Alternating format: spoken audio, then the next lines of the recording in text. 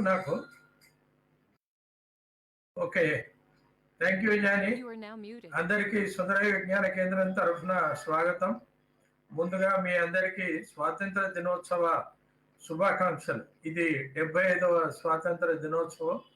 ఈ 75వ స్వాతంత్ర దినోత్సవం రోజున మన పరిస్థితులు ఎట్లా ఉన్నాయి అనేటువంటి అంశాన్ని చర్చించడానికే ఈ టాపిక్ ను నిర్ణయించాము. ఆ అంశం ఏమిటంటే పెరుగుతున్న ధరలు, కారణాలు, పర్యవసానాలు. ఈ ధరల పెరుగుదల అనేటువంటిది నిరంతరం జరుగుతూనే ఉంది. చాలా వేగంగా ధరలు పెరుగుతున్నాయి. ముందుగా చమురు ధరలు పెరుగుతున్నాయి. పెట్రోల్ కానీ, డీజిల్ కానీ, ఇతర ఆయిల్ ఉత్పత్తుల ధరలన్నీ పెరుగుతున్నాయి. దాన్ని అనుసరించి మిగతా ధరలన్నీ కూడా పెరుగుతూ ఉన్నాయి. అంతర్జాతీయ రంగంలో చమురు ధర తక్కువగా ఉన్నప్పుడు కూడా భారతదేశంలో పెట్రోల్, డీజిల్ ధరలు ఎక్కువగానే ఉన్నాయి. ఏదైతే లాభం అంతర్జాతీయ రంగంలో తక్కువగా ధరలు ఉన్నందువల్ల కలగాల్సిన లాభం అది ప్రభుత్వానికి వెళ్ళిపోయింది. ఇందులో రాష్ట్ర ప్రభుత్వానికి, కేంద్ర ప్రభుత్వానికి, రెండు ప్రభుత్వాలకు ఇందులో వాటా ఉంటుంది. అయితే మెయిన్గా ఇక్కడ నిర్ణయం తీసుకోవాల్సింది కేంద్ర ప్రభుత్వమే. కేంద్ర ప్రభుత్వమే ధరల్ని పెంచుతుంది. ఆ మేరకు రాష్ట్ర ప్రభుత్వాల పన్నుల వాటా కూడా పెరిగి ఆ విధంగా అదనపు భారం రెండు వైపుల నుంచి ప్రజల మీద అదనపు భారం పడుతుంది. ఇప్పుడు పెట్రోల్ దాదాపు 100 రూపాయలు అయింది లీటర్కు. మనం 1980 సంవత్సరంలో కనుక చూసుకుంటే 15 రూపాయలు ఇస్తే 2 లీటర్ల పెట్రోల్ పోసేవారు. ఇప్పుడు 100 రూపాయలు ఇస్తే 1 లీటర్ పెట్రోల్ పోస్తున్నారు. ఇది మరి ఏమిటి, దీని పరిస్థితి ఏంటి, ప్రజల మీద పడుతున్నటువంటి భారాలేంటి, దీన్ని మనం తగ్గించలేమా? ఎందుకని కేంద్ర ప్రభుత్వం ఈ విధమైనటువంటి వైఖరి తీసుకుంటుంది? రాష్ట్ర ప్రభుత్వాలు అక్కడక్కడ కేరళ ప్రభుత్వాలు కొద్దిగా తమకు వచ్చేటువంటి వాటా పన్నులో, వాణిజ్య పన్నులో కాస్త తగ్గించుకున్నా ధర మాత్రం ఆ భారం పడుతూనే ఉంటుంది. ఎందుకంటే ఇది మౌలికంగా కేంద్రం చేయాల్సినటువంటి నిర్ణయం. రకరకాల వాగ్దానాలతో అధికారంలోకి వచ్చినటువంటి మోడీ తన రెండవసారి ఎన్నికైన తర్వాత మొత్తం తాను అనుకున్నటువంటి చిట్టా ఏదైతే ఉందో దాన్ని విప్పినట్టుగా కనపడుతుంది.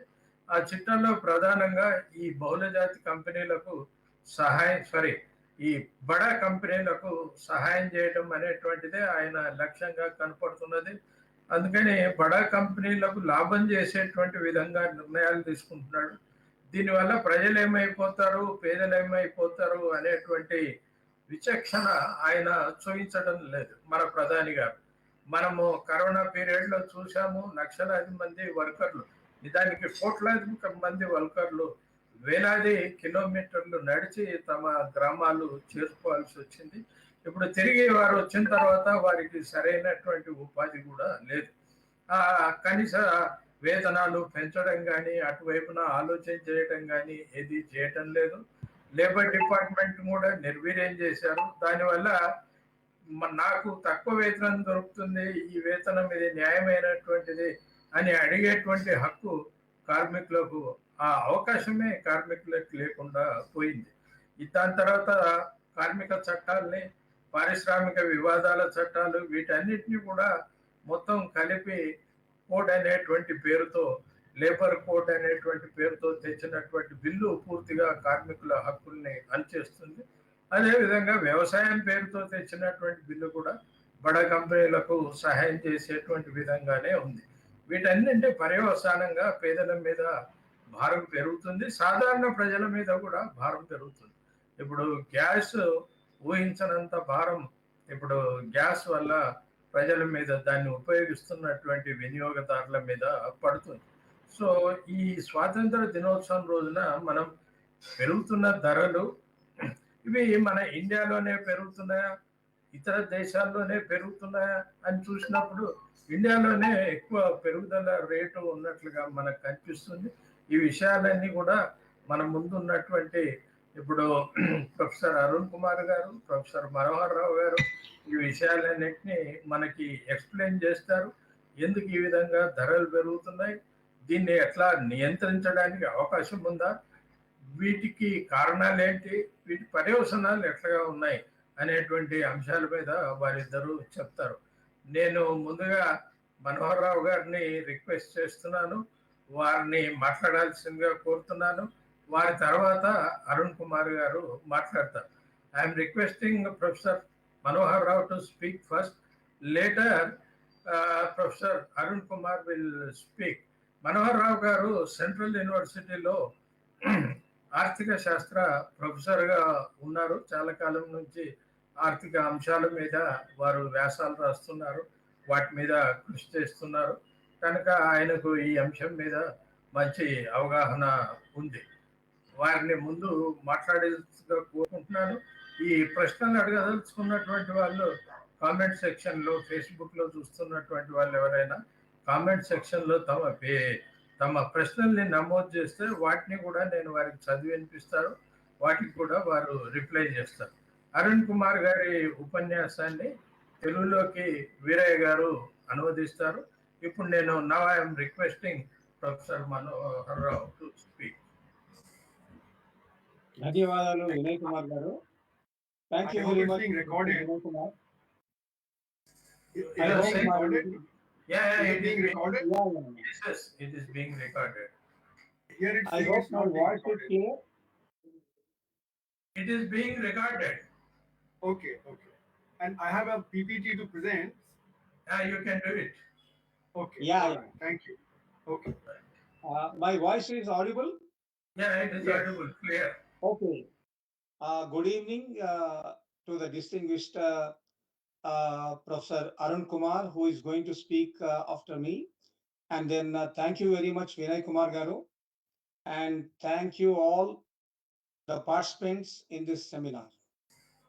Now let me start with recapitulating the precedents and antecedents of the current crisis in Indian economy that goes back to pre-pandemic days, approximately 1 year or 2 years before COVID-19 has started attacking our country, so also the whole world. The pandemic has swept the whole world by storm. Manohar గారు దయచేసి మీరు తెలుగులో మాట్లాడితే చాలా మందికి ఈజీగా ఉంటుందండి అర్థం చేసుకోవడం. ఓకే, తప్పకుండా. అక్కడక్కడ మీరు ఇంగ్లీష్ పదాలు వాడవచ్చు, టెక్నికల్ టర్మ్స్ వచ్చినప్పుడు తెలుగులో మాట్లాడితే బాగుంటుంది. Okay, thank you. మన దేశంలో ఆర్థిక సంక్షోభం అనేది కరోనా మహమ్మారి మన దేశాన్ని చుట్టకముందే లేదా ప్రపంచాన్ని మొత్తం చుట్టకముందే దాదాపు 2-3 సంవత్సరాల క్రితం నుంచే మన దేశంలో ఒక రకమైన స్టాగ్నేషన్ లేదా ద్రవ్యోల్బణంతో కూడుకున్న ఒక స్తబ్దత మన ఆర్థిక వ్యవస్థలో కూడుకుని అందరినీ కలిచివేసింది. మహమ్మారి యొక్క ప్రభావం చాలా ఎక్కువగానే ఉన్నా, మహమ్మారి మన అందరినీ కూడా కలిసివేసినా, అంతకు ముందు కూడా మన రిజర్వ్ బ్యాంక్ ఆఫ్ ఇండియా బులెటిన్లో వాళ్ళ యొక్క అధ్యయనాల్లో చాలా స్పష్టంగా కనిపించింది ఏంటి అంటే, మన దేశ ఆర్థిక వ్యవస్థ ఎంతనైతే ముందుకు పోవాలో, ఆర్థిక వ్యవహార లావాదేవీలు ఎంతనైతే పుంజుకోవాలో అంత పుంజుకోవడం లేదు. దానికి ద్రవ్యోల్బణం కూడా ఒక కారణమే కాకుండా అసలు ఆర్థిక వ్యవస్థలో ఉత్పత్తి తర్వాత సగటు మానవుని యొక్క కొనుగోలు శక్తి ఇవన్నీ కూడా చాలా కనీస స్థాయిలో కూడా లేకుండా అందరినీ ఇబ్బంది పెట్టే పరిస్థితిని మనం చూస్తున్నాం. ముఖ్యంగా వ్యవసాయం, తర్వాత పరిశ్రమలు, తర్వాత చిన్న పరిశ్రమలు, అంటే మనం ఎంఎస్ఎంఈ సెక్టర్ అంటాము, మైక్రో స్మాల్ మీడియం ఎంటర్ప్రైజెస్ అనేది. ఆ సూక్ష్మ పరిశ్రమల్లో కూడా చాలా ఒక రకమైన ఉత్పాదకత పడిపోయి, ప్రొడక్టివిటీ పడిపోయి, ప్రొడక్షన్ లెవెల్స్ పడిపోయి, ఉత్పత్తి స్థాయిలు పడిపోయి మొత్తం మనం ఒక రకమైన పునారిల్లుతున్న పరిస్థితి కనిపించి బహుశా మనం అసలు ఈ వ్యవస్థ ఇన్ఫ్లేషన్ స్టాగ్నేషన్ కాకుండా ఇదొక రిసెషన్ లో పడిపోతుందా ఏమిటి అని ఆర్బీఐనే తన యొక్క అధ్యయనాల్లో స్పష్టం చేయడం జరిగింది. అయితే ఇప్పుడు మనం ద్రవ్యోల్బణం గురించి ప్రత్యేకంగా మాట్లాడుకోవాల్సిన పరిస్థితి ఎందుకు వచ్చిందంటే వినయ్ కుమార్ గారు ముందే ప్రస్తావించినట్టు ఈ రోజు మన 75వ స్వాతంత్ర దినోత్సవం. ఉదయమే మన ప్రధానమంత్రి గారు స్వాతంత్ర దినోత్సవ ప్రసంగంలో దేశ ఆర్థిక వ్యవస్థను చాలా ముందుకు తీసుకుపోయే పరిస్థితి ఉంది. మనం ద్రవ్యోల్బణం నుంచి కొంచెం ముందుకొచ్చాము. మన ద్రవ్యోల్బణం స్థాయి గత నెల లేదా గత 2 నెలల స్థాయి నుంచి కనుక చూస్తే ఇప్పుడు దాదాపు ఒక 2 పాయింట్లు తగ్గి అది 5.5 వరకు రావడం అనేది చాలా ముదాహం అన్నట్టుగా ప్రధానమంత్రి గారు, ఆయన ఆర్థిక మంత్రి, ఆయన యొక్క ఇతర అధికార యంత్రాంగం వాళ్ళు ప్రస్తావించడం జరిగింది. అయితే అది నిజమే. మన ఆర్థిక వ్యవస్థలో తక్షణంగా గనక చూస్తే ఈ 2-3 నెలల్లో కొంత చిల్లర ద్రవ్యోల్బణం అంటే రీటైల్ ఇన్ఫ్లేషన్ అనేది కొంత తగ్గడం జరిగింది. నేను కొంత స్వేచ్ఛను తీసుకొని కొన్ని విషయాలు మీకు చెప్తాను. దాన్ని వినయ్ కుమార్ గారు గాని మన పార్టిసిపెంట్స్ గాని దాన్ని అబ్జెక్ట్ చేయరనుకుంటున్నాను. మనకు దేశంలో ఎప్పటినుంచో కూడా చాలా ఎస్టాబ్లిష్ అయిన అసలు ద్రవ్యోల్బణాన్ని ఎట్లా గణించాలి, దాన్ని ఎట్లా మెజర్ చేయాలి అనే ఒక మెథడ్స్ ఉన్నాయి. మనకు సిపిఐ అంటే కన్స్యూమర్ ప్రైస్ ఇండెక్స్ అంటే వినిమయదారుల ధరల సూచిక, కన్స్యూమర్ ప్రైస్ ఇండెక్స్. అది కాకుండా హోల్సేల్ ప్రైస్ ఇండెక్స్ అంటే టోకు ధరల సూచిక. ఈ చిల్లర ధరల సూచిక, టోకు ధరల సూచిక రెండిట్లో కూడా అసలు నిజానికి మనం భారతదేశంలో చాలా కాలంగా మనకు ప్రాచుర్యంలో ఉంది ఏమిటి అంటే టోకు ధరల సూచికనే ప్రామాణికంగా తీసుకుంటాం మనం. టోకు ధరల సూచికను ప్రామాణికంగా తీసుకోవడంలో ఒక లాభం ఉంది. అది మనకు స్థూల ఆర్థిక వ్యవహారాల యొక్క పురోభివృద్ధిని సూచించే అవగాహనను మనకు కల్పిస్తుంది. దానివల్ల ఏమిటి అంటే దీర్ఘకాలిక లక్ష్యాలను మనం చేరుకోవడం కోసం టోకు ధరల సూచిక అనేది మనకు ఉపయోగంగా ఉంటుంది. హోల్సేల్ ప్రైస్ ఇండెక్స్, డబ్ల్యూపిఐ లేదా టోకు ధరల సూచిక ప్రపంచంలో దాదాపు 24 దేశాలు దాన్నే ఒక ప్రామాణికంగా వాడుతూ ఉంటాయి. ఇది ఐఎంఎఫ్ చెప్పిన ప్రకారంగా ఇది చాలా సరైన సూచిక అని. అంటే మనం అంతర్జాతీయంగా అందరూ ఆమోదించిన సూచికనే మనం కూడా వాడుతున్నాం, టోకు ధరల సూచికని.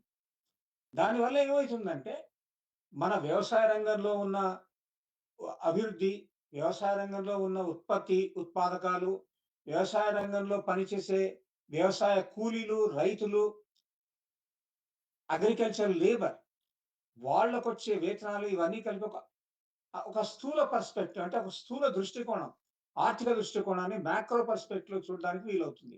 అంతేకాకుండా పరిశ్రమల్లో మ్యానుఫ్యాక్చరింగ్ సెక్టర్లో రకరకాల మ్యానుఫ్యాక్చరింగ్ మనకు ఉంది. టెక్స్టైల్స్ కానివ్వండి, కెమికల్స్ కానివ్వండి, ఫార్మస్యూటికల్స్ కానివ్వండి, హెల్త్ సెక్టర్ కావాల్సిన మిగతావన్నీ కానివ్వండి, లేదా మెషిన్ టూల్స్. కాకపోతే హోల్సేల్లో మనం ఇంకోటి కూడా వాడేది ఏంటి అంటే మైనింగ్ అండ్ ఎక్స్ప్లోరేషన్ దాన్ని కూడా చూస్తాం. అంటే దానివల్ల ఏమవుతుందంటే మనము సక్రమమైన మార్గంలో పురోభివృద్ధి సాగిస్తున్నామా లేదా, ఆ అభివృద్ధి సరిగ్గా వెళ్తుందా లేదా అనే కొంత మనకు అవగాహన రావడానికి ఉంటుంది. ఇకపోతే కన్స్యూమర్ ప్రైస్ ఇండెక్స్ అనేది లేదా చిల్లర ధరల సూచిక అనేది, రీటైల్ ప్రైస్ ఇండెక్స్ అనేది మనం సామాన్యంగా వాడం. దాన్ని ఎక్కడ వాడతామంటే మన యొక్క రిజర్వ్ బ్యాంక్ ఆఫ్ ఇండియా కేంద్ర బ్యాంక్ ఏదైతుందో రిజర్వ్ బ్యాంక్ ఆఫ్ ఇండియా వాళ్ళు ప్రతి నెల ఒక నెలవారీ బులెటిన్ ప్రచురిస్తారు. అది ఎందుకు అంటే రీటైల్ ఇన్ఫ్లేషన్ వల్ల మనకున్న లాభం ఏమిటి అంటే మన రకరకాల అన్ని సెక్షన్‌లో ఉన్న మన యొక్క భారతీయులందరూ కొనుగోలు శక్తిని వాళ్ళు దాంతో సాటిగా ఆ ఇన్ఫ్లేషన్‌ని అంటే మనకు కావాల్సిన నిత్యావసర వస్తువులు లేదా ఫుడ్ గ్రెయిన్స్, ఆహార ధాన్యాలు ఇలాంటివన్నీ వాళ్ళు కొనుక్కోగలిగే పరిస్థితి ఉందా లేదా? ఫుడ్ ప్రైసెస్ ఇవన్నీ కూడా దాంట్లో వస్తాయి కాబట్టి దాంట్లో ఆర్‌బీఐకి డియర్‌నెస్ అలవెన్స్ గాని లేదా ఇతర కాంపెన్సేటరీ మెకానిజం గాని అంటే వాళ్ళని ఆదుకునే పరిస్థితి ఉందా లేదా అనే దాని కోసం డియర్‌నెస్ ఉద్యోగాలు సాలరీ జీతాలు సంపాదించే ఉద్యోగులు ఎవరైతే ఉన్నారో గవర్నమెంట్ ఎంప్లాయీస్ గాని వీళ్ళందరికీ ఏ రకంగా డిఏ ఫిక్స్ చేయొచ్చు అనే దానికి రీటైల్ ఇన్ఫ్లేషన్ ఉపయోగపడుతుంది. సరే ఇది చాలా బ్రీఫ్‌గా ఈ విషయం.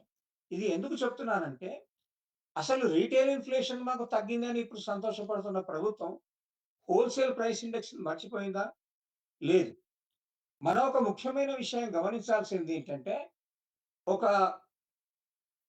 ఒక నెల రోజుల కంటే ముందే అంటే ఒక 3 వారాల ముందే మనకు ఇంతకుముందు మన భారతదేశానికి ముఖ్య ఆర్థిక సలహాదారుగా ఉన్న కౌశిక్ బసు గారు ఒక ఇంటర్వ్యూలో మాట్లాడుతూ ఆయన ఏం చెప్పారంటే అసలు ఇప్పుడు మనం చాలా ఒక క్లిష్టమైన పరిస్థితిలో ఉన్నాం. ఒక టర్నింగ్‌లో ఉన్నాం.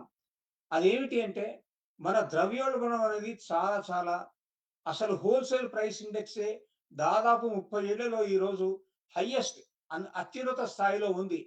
ఆ ఆ హోల్‌సేల్ ప్రైస్ ఇండెక్స్ కనుక అది రీటైల్ ప్రైస్ ఇండెక్స్‌ని గనుక ఇన్‌ఫ్లుయెన్స్ చేస్తే రీటైల్ ఇన్ఫ్లేషన్ అనేది చాలా అసలు దాన్ని మనం ఏమాత్రం కూడా నియంత్రించే పరిస్థితి ఉండదు. మనం చాలా కష్టంలో ఉంటాము అని చెప్పారు. అయితే ఇప్పుడు అసలు విషయానికొస్తే ఏమిటంటే మన ఆర్థిక వ్యవస్థ ఈ రోజుగా ఇప్పుడు నేను మీకు మొదట్లో చెప్పినట్టుగా మన ఆర్థిక వ్యవస్థ ఈ రకంగా రావడానికి కారణం 2018, 19లో అరుణ్ కుమార్ గారు వచ్చినప్పుడు మనం డీమానిటైజేషన్ లేదా ఒక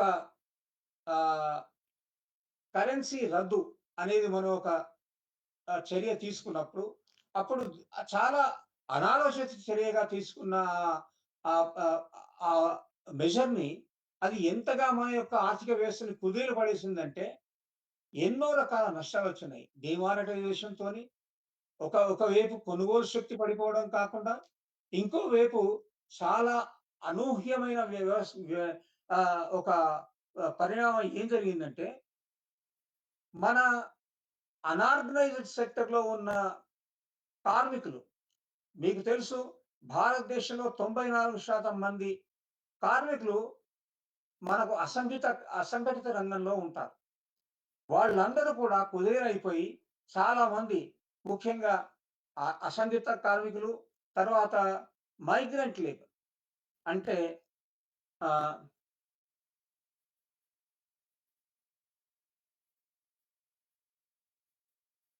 ఒక ఒక ప్రాంతం నుంచి మరో ప్రాంతానికి వాళ్ళు వెళ్ళిపోతుండే వాళ్ళందరికీ కూడా ఎక్కడ వాళ్ళ యొక్క స్థానాలకు వెళ్ళకుండా ఎక్కడి వాళ్ళు అక్కడ చిక్కుబడి వాళ్ళకసలు కొనుగోలు శక్తి లేకుండా ఆత్మహత్యలకు చాలా చికాకైపోయి మొత్తం ఆర్థిక వ్యవస్థ అంతా కుదేలైపోయిన విషయం మీ అందరికీ తెలుసు.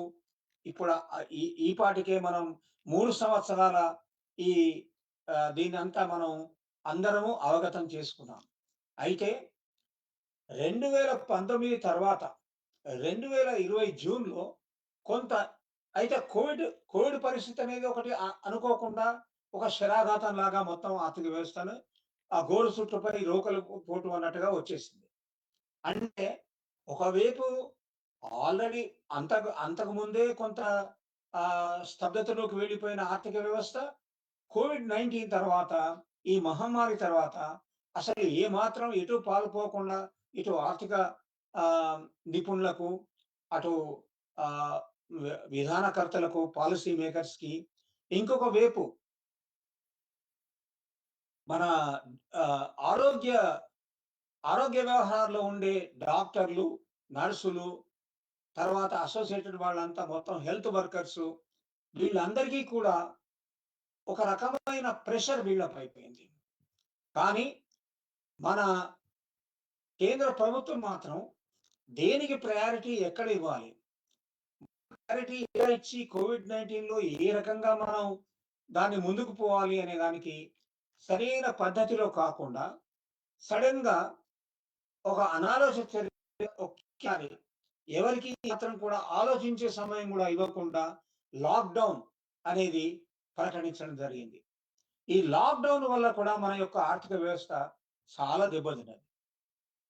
అంటే లాక్డౌన్ ఏ రకంగా ఇవ్వాలి, దానికి ఏ రంగానికి ఎట్లా ఇవ్వాలి, ఎంత వెసులుబాటు ఇవ్వాలి, అసలు అందరినీ సంప్రదించి రాజకీయ పక్షాలనే కాకుండా వాళ్ళ ప్రతిపక్షాలని కూడా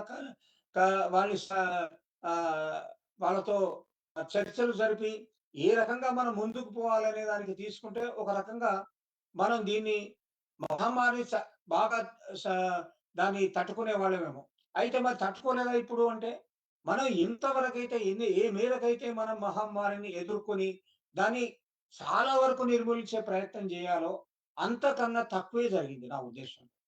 ఎందుకంటే మన ప్రయారిటీస్ ఎప్పుడు కూడా, అంటే మన ప్రాధాన్యాలు ఏ రంగానికి ఇవ్వాలి, ఎప్పుడు ఎట్లా ఇవ్వాలి, మరి అగ్రికల్చర్ సెక్టర్కి ఇవ్వాలా, లేకపోతే వలస కార్మికుల కోసం ఇవ్వాలా, లేకపోతే మరి మన అసంఘటిత కార్మికుల కోసం ఇవ్వాలా, ఏ రకంగా ఇవ్వాలి అనే దానికి సరైన అవగాహన లేకుండానే మళ్ళీ ఒక 2 నెలల తర్వాత ఆ లాక్డౌన్ అనే దాన్ని కొంత సడలించి మళ్ళీ ఫిస్కల్ స్టిమ్యులస్ అనే ఒక పద్ధతిలో పోయారు. ఆ ఫిస్కల్ స్టిమ్యులస్ ని కూడా ఏమిటి అంటే, ఒకేసారి కాకుండా కొన్ని దామాషా వారీగా కొన్ని దాన్ని ఒక ఇన్స్టాల్మెంట్స్ ద్వారా ఇవ్వడం జరిగింది. అయితే ఆ ఇన్స్టాల్మెంట్స్ ద్వారా ఇచ్చిన ఈ ఫిస్కల్ స్టిమ్యులస్ కూడా ఏమైందంటే, చాలా మందికి వాళ్ళ అవసరాలకు కాకుండా ముఖ్యంగా అసంఘటిత కార్మికులకు కానీ, లేదా మన వలస కార్మికులకు కానీ సరైన సమయంలో వాళ్ళు ఆదుకోకపోగా వాళ్ళ యొక్క అప్పుల చిట్టాను పెంచే పరిస్థితి జరిగింది. ఇదొకటి. అయితే ఇంకో విషయం ఏమిటి అంటే, వీళ్ళు ఇచ్చిన ఫిస్కల్ స్టిమ్యులస్ లో చాలా వరకు ఏమైంది, ముఖ్యంగా మన సూక్ష్మ వాళ్ళకి ఇచ్చినవి వాళ్ళు నేరుగా దాన్ని ఎదుర్కొనే పరిస్థితి కాకుండా అప్పుల ద్వారా వాళ్ళు వాళ్ళ యొక్క కష్టాన్ని పూరించుకునే పరిస్థితి కలిగించడం జరిగింది. అంటే వాళ్ళు బ్యాంకులకు వెళ్తారు, బ్యాంకులకు వెళ్ళి రుణాలు తెచ్చుకుంటారు. ఆ రుణాల పైన వచ్చే ఆ నిధులు వాటిని ఉత్పత్తి కోసం ఉపయోగించుకోవడం, ఈ రకంగా జరిగింది. ఇకపోతే అప్పుడు వాళ్ళు మొదట ఇచ్చిన స్టిమ్యులస్ ఏదైతే ఉందో డైరెక్ట్ గా డిమాండ్ పుష్ అనేది ఇవ్వకుండా, అంటే మనకు గిరాకీ పెరిగేట్టుగా ఎవరైతే కొనుగోలుదారులు ఉన్నారో, కన్స్యూమర్స్ ఉన్నారో వాళ్ళకి నేరుగా క్యాష్ ట్రాన్స్ఫర్, బ్యాంక్ ట్రాన్స్ఫర్ అలా కాకుండా వాళ్ళు ఏం చేశారంటే కార్పొరేట్ సెక్టర్కి ఇవ్వడం మొదలు పెట్టారు. అంటే బడా పెట్టుబడిదారీ కంపెనీలు, బహుళ జాతి కంపెనీలు వాటికి లాభం అయ్యేట్టుగా జరగడం జరిగింది. అంతేకాకుండా హెల్త్ విషయంలో, ఆరోగ్య విషయంలో చాలా ముందుకు వెళ్తున్నామని చెప్పుకుంటున్నాం మనం. మన ఆర్థిక సలహాదారులు కూడా చాలా మంది గమనించని విషయం ఏమిటంటే, హెల్త్ సెక్టర్లో ఎంతనైతే దానికి ఒక శక్తిని ఇవ్వాలో అంత శక్తిని ఇవ్వలేదు. దానికి కారణం ఏమిటి అంటే, మనకు సరైన హెల్త్ పాలసీ లేదు. దానివల్ల ఏమైంది, మన ఆరోగ్య రంగంలో ఎవరైతే దాంట్లో భాగస్వాములు ఉన్నారో, అంటే hospitals, health care institutions, pharmaceuticals, ఇవన్నిటిని కోఆర్డినేషన్ చేసి, దాని తర్వాత హెల్త్ సెక్టర్లో ఇంకొకటి ఏమిటి అంటే, కేంద్రం ఒక వ్యాక్సినేషన్ పాలసీ అనేది కూడా క్లియర్గా లేదు. మొత్తం వ్యాక్సిన్స్ అన్ని కేంద్రం ఇవ్వగలుగుతుందా, లేకపోతే రాష్ట్రాలకు కొంత ఇచ్చిందా, లేదా ఏ దామాషలో కేంద్రము రాష్ట్రాలు ఆ వ్యాక్సిన్లను ఏ విధంగా పంచుకోవాలి అనే పద్ధతి కూడా సరైనది లేదు. దాంతో ఏమైంది, కొన్ని మందుల పరిశ్రమలు మాత్రమే, అంటే ముఖ్యంగా ఈ బయోటెక్నాలజీ కంపెనీలు కానివ్వండి, లేకపోతే ఈ వ్యాక్సిన్స్, ఇమ్యునలాజికల్ కంపెనీలు కానీ, ముఖ్యంగా ఇప్పుడు ఈ భారత్ బయోటెక్ కానీ, లేదా ఇట్లాంటి, అంటే పేర్లు తీసుకోవడం కాదు, ఇలాంటి కంపెనీలకు కొంత ఒక ఫ్రీ, ఒక స్వేచ్ఛ హస్తం ఇవ్వడం జరిగింది. వాళ్ళకు ఒక స్వేచ్ఛని ఇవ్వడం జరిగింది. అంటే ధరలు నిర్ణయించే ప్రక్రియలో కూడా కేంద్రం ఎంతనైతే స్విఫ్ట్‌గా, ఎంతనైతే చాలా స్పష్టంగా, నిర్దిష్టంగా, ఒక కాలానుగుణ్యంగా ఒక ప్రణాళికను రచించుకుని పోవాలో అలా జరగలేదు. దాంతోనేమైంది, అసలు ఈ పాటికల్లా మొత్తం భారతదేశంలో ఉన్న జనాభాలో 90% పైగా మనం ఏదైతే టీకాలు ఇచ్చుకునే పరిస్థితి, పూర్తి చేసుకోగలిగిన పరిస్థితి ఉందో, అది కాక కనీసం ఇప్పుడు మనం కేవలం 54 కోట్లు మన దేశ గణాంకాల ప్రకారంగా, మన భారతదేశ గణాంకాల ప్రకారంగానే ఈరోజు మన ప్రధానమంత్రి గారి ప్రసంగంలో కూడా స్పష్టంగా చెప్పారు. కేవలం 54 కోట్ల మందికి మాత్రమే టీకాలు ఇవ్వడం జరిగింది. అంటే ఇంకా 55% జనాభా వ్యాక్సినేషన్ జరగలేదు. అంటే ఏమిటి? మనము ఆరోగ్యాన్ని కాపాడుకుంటూ, ఉత్పాదకతను పెంచుకుంటూ, ఆర్థిక లావాదేవీలను గణనీయంగా పెంచుకుంటూ, విదేశీ వ్యాపారంలో కూడా మనం గణనీయంగా సంపాదించాల్సిన అవకాశాన్ని, పెద్ద ఎత్తున ఏదైతే మన యొక్క వనరులు సమకూర్చుకునే అవకాశం ఉందో అది సమకూర్చుకోకుండా, ఇప్పుడు మనము ఈరోజు మన ప్రధానమంత్రి గారు ప్రకటించిన ప్రకారంగా దాదాపు 1000 కోట్ల ఇన్ఫ్రాస్ట్రక్చర్ పెట్టుబడులు పెడతాము అని. ఎన్నేళ్లలో పెడతాము, ఎంతవరకు సాధిస్తాము, ఇన్ఫ్రాస్ట్రక్చర్లో వచ్చిన దాంట్లో. అయితే మన reserve bank of India bulletin ప్రకారంగానే మనం తీసుకుంటున్న చర్యలన్నీ కూడా, ఇవన్నీ సప్లై సైడ్ చర్యలు మాత్రమేగా ఉన్నాయి, డిమాండ్ సైడ్ జరగడం లేదు. అంటే ఇప్పుడు తాత్కాలికంగా మనం ఆలోచించిన ఈరోజు 2021 15 ఆగస్టు రోజు నుంచి 22 సెప్టెంబర్ లేదా 23 సెప్టెంబర్ వరకు చూసుకుంటే 2 నెలల్లో మనము తక్షణమే ఈ సంవత్సరం సెప్టెంబర్ 22లోగా దాదాపు 3 లక్షల కోట్ల వనరుల్ని సమకూర్చుకునే పరిస్థితి ఉంది. అయితేనే అందులో మనం డైరెక్ట్‌గా వ్యాక్సిన్ ప్రొడక్షన్ కోసం కొంత డబ్బుని, లేదా మన హెల్త్ ఇన్ఫ్రాస్ట్రక్చర్, ఆరోగ్యానికి సంబంధించిన ఇన్ఫ్రాస్ట్రక్చర్‌ని, అంటే సర్జికల్ ఎక్విప్‌మెంట్ కానివ్వండి, లేదా హాస్పిటల్స్‌లో కావాల్సిన ఆక్సిజన్ జనరేషన్ మెషిన్స్ కానివ్వండి, అసలు ఆక్సిజన్ లేకుండా ఎంత అల్లకల్లోలమైంది మనకు. కోవిడ్ యొక్క ఫస్ట్ ఫేజ్‌లో మనం చాలా సమర్థంగా ఎన్నుకున్నాము, సమర్థంగా మనం ఎదుర్కొన్నాము, ఇంకా చాలా సమర్థంగా ముందుకు పోదాము అని ఏప్రిల్‌లో ఒకేసారి ప్రకటించుకున్న మనము, మన ఆర్థిక సలహాదారులు, ఆర్థిక మంత్రి, ప్రధానమంత్రి అందరూ కూడా చాలా ధైర్యంగా ఒకసారి ప్రకటనలు చేసి, ఒకే నెలలో, అంటే ఏప్రిల్ నుంచి మే, ఈ సంవత్సరం గురించి మాట్లాడుతున్నాం, 2021 ఏప్రిల్ నుంచి 2021 మే, ఈ కాలంలోనే కోవిడ్ రెండవ విడత వచ్చేసింది. సెకండ్ పాండమిక్ రెండవ వేరియేషన్ వచ్చింది. తర్వాత మూడో వేరియేషన్ వస్తుంది, అక్టోబర్లోగా మూడో వేరియేషన్ వస్తుంది. డెల్టా ప్లస్ వచ్చింది. తర్వాత రకరకాల, సరే గ్రీక్ అక్షరాలు ఎన్ని ఉన్నాయో అన్ని రకాలైన అవి వైరస్లు వచ్చాయని చెప్పారు. ఆల్ఫా, బీటా, డెల్టా, గామా అన్ని. అయితే అది కాదు ప్రశ్న.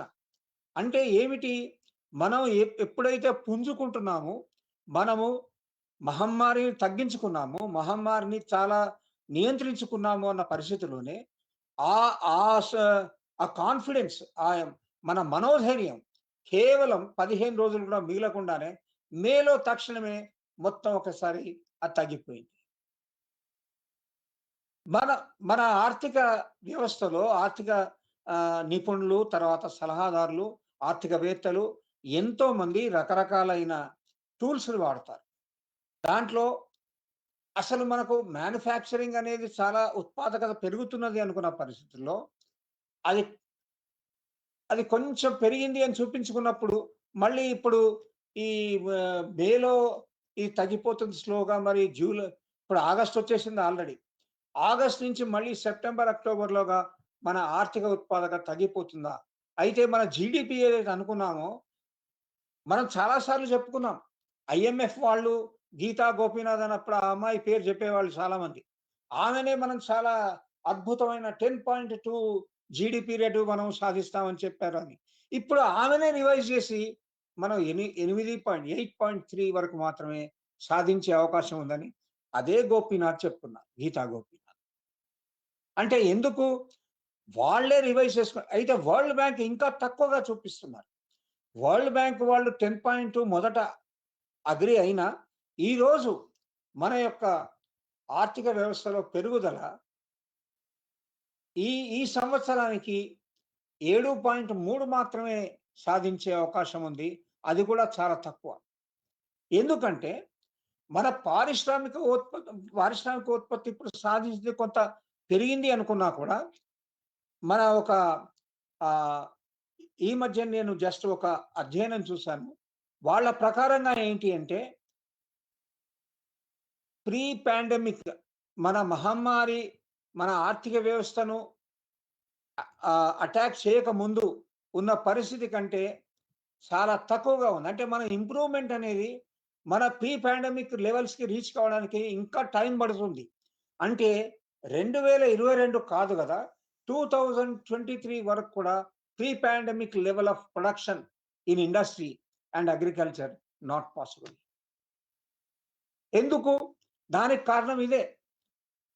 మనం ఎక్కడైతే కీలరికి వాత పెట్టాలని మనకు ఒక సామెత ఉంది తెలుగులో.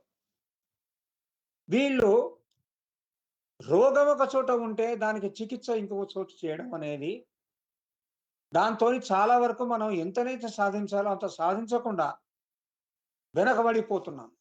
దాంట్లో ముఖ్యంగా 3 రంగాలను మనం గుర్తుపెట్టుకోవాలి. నా ఉద్దేశంలో నేను స్పష్టంగా ఒక విషయాన్ని చెప్తున్నాను. ఈ రోజు మన తక్షణ కర్తవ్యం, the immediate priority, we have to focus on health sector. Health సెక్టర్లో ఎంతనైతే ఫోకస్ ఇవ్వాలనో అంత ఇవ్వలేదు. Particularly vaccination. ఈ రోజు వ్యాక్సినేషన్ ప్రొడక్షన్ ఏ లెవెల్లోనైతే మనం సాధించాలో, మన ఇన్ని కంపెనీ దేశంలో, మన భారతదేశంలో ఫార్మా రంగంలో ఎంతో అద్వితీయమైన పురోభివృద్ధిని సాధించామని చెప్పుకుంటున్నాం. అంతేకాదు ప్రపంచంలో ఎన్నో దేశాలకు మనము జనరిక్ డ్రగ్స్ లో మనం ఎక్స్పోర్ట్ కెపాసిటీలో చాలా అద్భుతమైన ఫలితాలు సాధిస్తున్నాం. That's a fact. Our generic industry is one of the top most industries and is giving real run for money to the most of the international MNCs. Even United states కూడా ఈరోజు, America కూడా మన దేశం నుంచి దిగుమతి చేసుకోవడానికి సిద్ధంగా ఉంది. కానీ మనం వాళ్ళకి సరఫరాలు చేసే పరిస్థితిలో లేము. ఎందుకు? దానికి కారణం ఏమిటి అంటే ఒక ప్రణాళికాబద్ధమైన, ఒక టైం బౌండ్, ఒక కాల పరిమితిని నిర్ణయించుకుని ఒక టైం బౌండ్ ప్రోగ్రామ్ కార్యక్రమాన్ని ఒక నిర్దేశించుకునే పరిస్థితులు లేకపోవడం అనేది అది మన కొంత అసహనానికి గురి చేస్తుంది. అందరినీ కూడా, సామాన్యులు కూడా అసహనానికి గురి చేస్తుంది. ఇది రాష్ట్రాల బాధ్యతనా, కేంద్రం బాధ్యతనా అనేది మరొక ప్రశ్న. రాష్ట్రాలు కేంద్రం పైన సాకును చూపిస్తూ ఇది మా బాధ్యత కాదు అంటారు. కేంద్రం రాష్ట్రాల వైపు చూపిస్తూ ఇది మా బాధ్యత కాదంటారు. దీనికి ఇంతకుముందే వినయ్ గారు చెప్పినట్టుగా పెట్రోల్ ధరల నియంత్రణ అనేది అసలు ఏమాత్రం కూడా హద్దులు లేకుండా పోయింది. చివరికి ఏం చేశారంటే ప్రస్తుతం కేంద్ర రాష్ట్రాల మధ్యన పోటీని మనం ఈ రోజు చూసాము. మన స్టాలిన్ ప్రభుత్వంలోని ఆర్థిక మంత్రి ఆయన 3 రూపాయలు తగ్గించాడు పెట్రోల్. అంటే ఇప్పుడు పేపర్లన్నీ ఏం రాస్తున్నాయి? ఓహో, ఇప్పుడు దక్షిణాది రాష్ట్రాలన్నీ కూడా 3 రూపాయలు తగ్గిస్తాయా పెట్రోల్? అంటే అదా విధాన నీతి? అంటే అదా?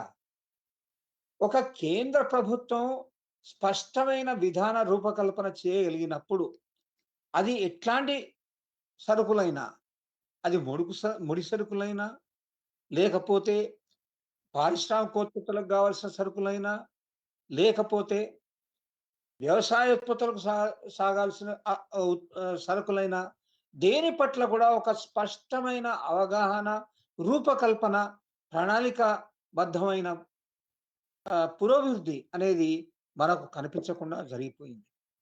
దానికి ఇప్పటికైనా మనకు మనము దాన్ని చేతులు ముడుచుకుని ఉండాల్సిన పని లేదు. ఈ రోజైనా కూడా మనము ఏ సంవత్సరం ఏం చేయదలుచుకున్నాము, మన ఆరోగ్య రంగంలో, మన హెల్త్ సెక్టర్లో ఏ రకంగా మనం primary health sector, secondary sector health sector, primary sector, tertiary sector అనేది మన టెర్షరీ మెడికల్ సెంటర్స్ అనేది ప్రాథమిక కేంద్రాలు, ఆరోగ్య కేంద్రాలు, తర్వాత మాధ్యమిక ఆరోగ్య కేంద్రాలు, లేదా సెకండరీ ఆరోగ్య కేంద్రాలు, లేదా టెర్షరీ ఆరోగ్య కేంద్రాలకు వాటికి విభజన సరైన లేకుండా public access to public health అనేది దాదాపు కుదేలైపోయింది భారతదేశంలో. అది రాష్ట్రాల వల్ల అయినా కావచ్చు, కేంద్రం వల్ల అయినా కావచ్చు, లేదా ఇద్దరు కలిసి మూకుమ్మడిగా కొన్ని తాత్కాలికమైన ప్రయోజనాల కోసం ప్రజా ప్రయోజనాల్ని కాలదన్ని ఎక్కడైతే ప్రణాళిక రావాలో అక్కడ రాకుండా కేవలం మందుల కంపెనీలకు, లేదా సర్జికల్ ఎక్విప్మెంట్, లేదా మెడికల్ ఎక్విప్మెంట్ మ్యానుఫ్యాక్చర్ చేసే కంపెనీలకు వాటికి ప్రోత్సాహకాలుగా ఇచ్చే వల్ల ఈరోజు ఈ మధ్యనే మనం జస్ట్ ఒక ఈ నెలలోనే చూసాం, అందరికంటే ఎక్కువ డబ్బులు సంపాదించింది ఎవర్రా అంటే వాళ్ళ పేర్లు కూడా ఇచ్చారు. పేర్ల కోసం కాదు. ఏమైంది అంటే ఫార్మా సెక్టర్, అందులో ఉన్న టాప్ క్లాస్ కంపెనీలు, ఇండియన్ కంపెనీలు కావచ్చు, అందరూ చాలా బాధల్లో ఉండి హెల్త్ ఎక్స్పెండిచర్లో వాళ్ళ కుటుంబంలో కావాల్సిన వ్యక్తులను, వాళ్ళ ఆప్యాయత, వాళ్ళ యొక్క ఆత్మీయులను ప్రాణత్యాగం కూడా చేసుకుని కళ్ళ ముందే వాళ్ళ ప్రాణాలు విడుస్తున్నా ఏం చేయలేని పరిస్థితిలో ఉంటే, ఇంకోవైపు మన హాస్పిటల్స్, మందుల కంపెనీలు, ఈ మెడికల్ ఎక్విప్మెంట్ కంపెనీలు డబ్బులు దండుకుని ప్రజల యొక్క ఒక నిస్సహాయ స్థితిని వాళ్ళ యొక్క లాభాలుగా మలుచుకుంటున్న పరిస్థితి కనిపిస్తుంది. దీన్ని మార్చలేమా? ఇది ఎన్నేళ్ళైతే మనం ఇంకా ఇప్పటి వరకు 75 ఏళ్ళు అయిపోయింది. అమృతోత్సవం అంటున్నాం, వజ్రోత్సవం అంటున్నాం. సరే, అన్ని అమృతోత్సవం, వజ్రోత్సవంలో మరి మనకు అమృతం దొరకదా? మన అమృతం ఇంకెంతకాలం కావాలి? ఇది ఒక ప్రశ్న. అందుకని ముఖ్యంగా మనం ఆలోచించాల్సింది ఏమిటి అంటే, కేవలం ధరలు, ద్రవ్యోల్బణం మాత్రమే కాదు. ఈ ధరలు, ద్రవ్యోల్బణం అనేది ఒక ప్రత్యేకమైన పరిస్థితులు వచ్చింది కూడా కాదు. ఇది చాలా ఫ్లక్చుయేట్ అవుతూ గత కొన్ని సంవత్సరాలుగా పైకి కిందికి ఇట్లా వస్తూనే ఉంది సైక్లికల్ ఆర్డర్లో. అయితే కొంతమంది ఆర్థికవేత్తలు ఇన్ఫ్లేషన్ ఈజ్ నాట్ బ్యాడ్ అనే వాళ్ళు కూడా కొంతమంది ఉన్నారు. దానికి కొన్ని పరిమితులు ఉన్నాయి. ఈ ఈ ఈ రేంజ్లో ఇన్ఫ్లేషన్ ఉంటే తప్పు లేదు అని చెప్పే వాళ్ళు ఉన్నారు. దానికి వాళ్ళు చెప్పడం ఏంటి అంటే, దాదాపు 5-7% వరకు ద్రవ్యోల్బణం ఉంటాయి. Between 5 and 7% inflation is permissible. When it is permissible అది చెప్పరు. then it can be equally compensated, particularly to the wage earners. ఎవరైతే జీతాలు సంపాదించుకునే వాళ్ళు ఉన్నారో, శ్రామికులు ఉన్నారో, కార్మికులు ఉన్నారో, వాళ్ళు అగ్రికల్చర్ లేబరర్స్ కావచ్చు, లేదా వాళ్ళు పారిశ్రామిక కార్మికులు కావచ్చు, లేదా అసంఘటిత కార్మికులు కావచ్చు, అనార్గనైజ్డ్ సెక్టర్ కావచ్చు, లేదా వలస కార్మికులు కావచ్చు. వీళ్ళందరికీ ఏ రీతిలోనైతే మనం కాంపెన్సేట్ చేయాలో అంత చేయడం లేదు. అది జరగనప్పుడు ఇన్ఫ్లేషన్ అనేది ఏ రకంగా మనకు ఉపయోగపడుతుంది? ఇన్ఫ్లేషన్ అనేది గ్రోత్ రేట్కి, జీడిపికి ఇండికేషన్ చెప్పడం కొంతవరకు ఓకే. కానీ అది ఎప్పుడు the GDP, if it is so high that it can compensate for the deficiency in these wages or the purchasing power of the రైతు కూలీలు లేదా కార్మికులు వీళ్ళందరి కాంపెన్సేట్ చేయకపోతే ఈ రకమైన ఇన్ఫ్లేషన్ గురించి మాట్లాడడం. అందుకని భారత ఆర్థిక వ్యవస్థ మీద ఉన్న ఇప్పుడున్న పరిస్థితి కనుక పోవాలంటే నా ఉద్దేశంలో ఒక 3 చర్యలు ఉన్నాయి. మొట్టమొదటి చర్య ఇమ్మీడియట్ గా మొట్టమొదటి హెల్త్ సెక్టర్ మీద కాన్సన్ట్రేట్ చేయాలి. దాన్ని ఆ హెల్త్ సెక్టర్ ని మనం ఏంటి అంటే పబ్లిక్ హెల్త్ ని చాలా బిల్డింగ్ చేసి పబ్లిక్ హెల్త్ ని అందరికీ యాక్సెసిబుల్ గా చేసి ప్రజలందరూ కూడా ఆ పింఛని ఫీల్ కాకుండా అయిపోయే పరిస్థితి ఒకటి. రెండవది ఏమిటి అంటే ఇప్పుడు మ్యానుఫ్యాక్చరింగ్ గ్రోత్ పెరుగుతుంది అని చెప్తున్నారు, కానీ అది ఏ రకంగా చేస్తున్నారు మీరు?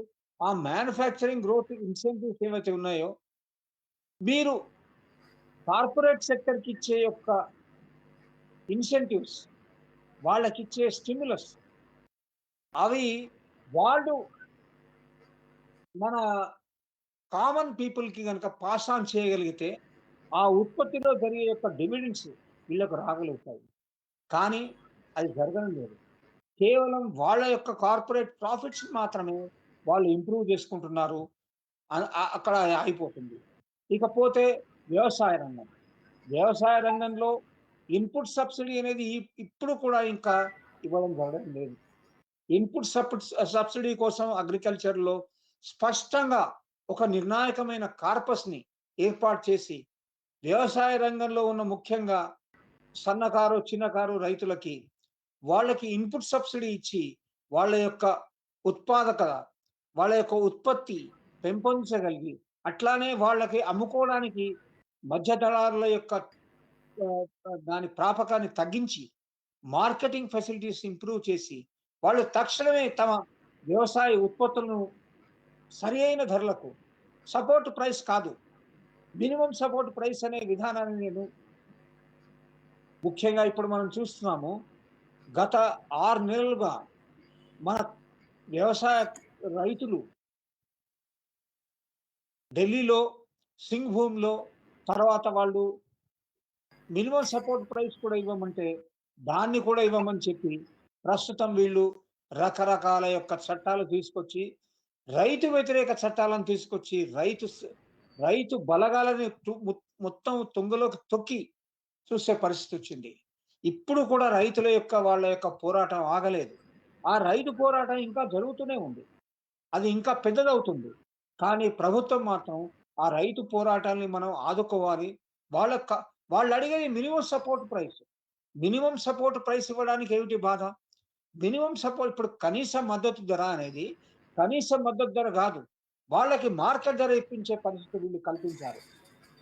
అలా కాకుండా ఇప్పుడు పెద్ద కార్పొరేట్ వ్యవస్థలు వచ్చి వాళ్ళు నిర్ణయించిన ధరలకే వీళ్ళు అమ్మాలి, ఇది మార్కెట్ ధర, ఇది మేము మార్చాము, మేము మినిమం సపోర్ట్ ప్రైస్ కంటే ఎక్కువ ఇచ్చే అవకాశాన్ని we are providing the better facility so that they can sell in the market. Then how can they sell in the market? That condition is not available. అందుకని మనం ఏం చేయాలంటే మన వ్యక్తిగత కావేశాలను, వ్యక్తిగత రాజకీయ స్వార్థాలను పక్కకు పెట్టి మన ప్రజాబాహుళ్యానికి, ముఖ్యంగా మన రైతు వర్గానికి, మన కార్మిక వర్గానికి, మన ఈ మైగ్రెంట్ లేబరర్స్కి, వాళ్ళందరికీ, వలస కార్మికులకి సరైన సౌకర్యాలను కల్పించి తిరిగి మన ఫ్యాక్టరీని రీఓపెన్ చేసుకోగలిగే పరిస్థితి వస్తే అప్పుడు ఈ ప్రశ్నలు అవుతాయి. కానీ ఇన్ఫ్లేషన్ కోసం చేయాల్సిన పరిస్థితి ఒక్కటే కాదు, ఇవన్నీ కూడా కలిసే ఉంటాయి. Supply push inflation, demand pull inflation, supply push inflation, demand pull inflation అనేది సరిపోతుంది. ఇప్పుడున్నది RBI ప్రకారమైనది సప్లై పుష్ ఇన్ఫ్లేషన్. అంటే వాళ్ళ యొక్క ఉత్పాదకతలో కావాల్సిన వస్తువులు వీళ్ళు తక్షణమే దీన్ని ద్రవ్యోల్బణం. మరి అట్లాంటప్పుడు రీటైల్ ఇన్ఫ్లేషన్ ఏంటి? ఇంకొక చాలా విషయం ఏం చెప్తానంటే, ఫుడ్ ఇన్ఫ్లేషన్ తగ్గింది. ఫుడ్ ఇన్ఫ్లేషన్ ఎందుకు తగ్గింది? వాళ్లకు ఆహార ధాన్యాలు కొనుగోలు శక్తి తగ్గడం వల్ల ఫుడ్ ఇన్ఫ్లేషన్ తగ్గింది. ధరలు కొనుక్కోలేకపోతున్నారు. కోవిడ్ పీరియడ్‌లో చాలామంది కూడా వాళ్ళకి కావాల్సిన నిత్యావసర వస్తువులు, నిత్యావసర ఆహ్, ధాన్యాలు అవేవి కొనుక్కోలేకుండా పోవడం వల్ల దానికి డిమాండ్ లేక ధరలు తగ్గిపోయాయి. అది ఫుడ్ ఇన్‌ఫ్లేషన్ కొంచెం రిలీఫ్ వచ్చింది అని చెప్తున్నారు. ఆ రిలీఫ్ అయితే ఇంకొక విషయం, ఇప్పుడు ఈ రిలీఫ్ వచ్చిందే అనుకున్నా పోనీ. వాళ్ళు చెప్పిన వాదనను ఒప్పుకున్నా. ఇది ఈ ఇన్‌ఫ్లేషన్ తగ్గిందనుకున్నా కూడా ఒక వరల్డ్ బ్యాంక్ సంబంధించిన ఒక ఆర్థిక శాస్త్రవేత్త ప్రకారంగా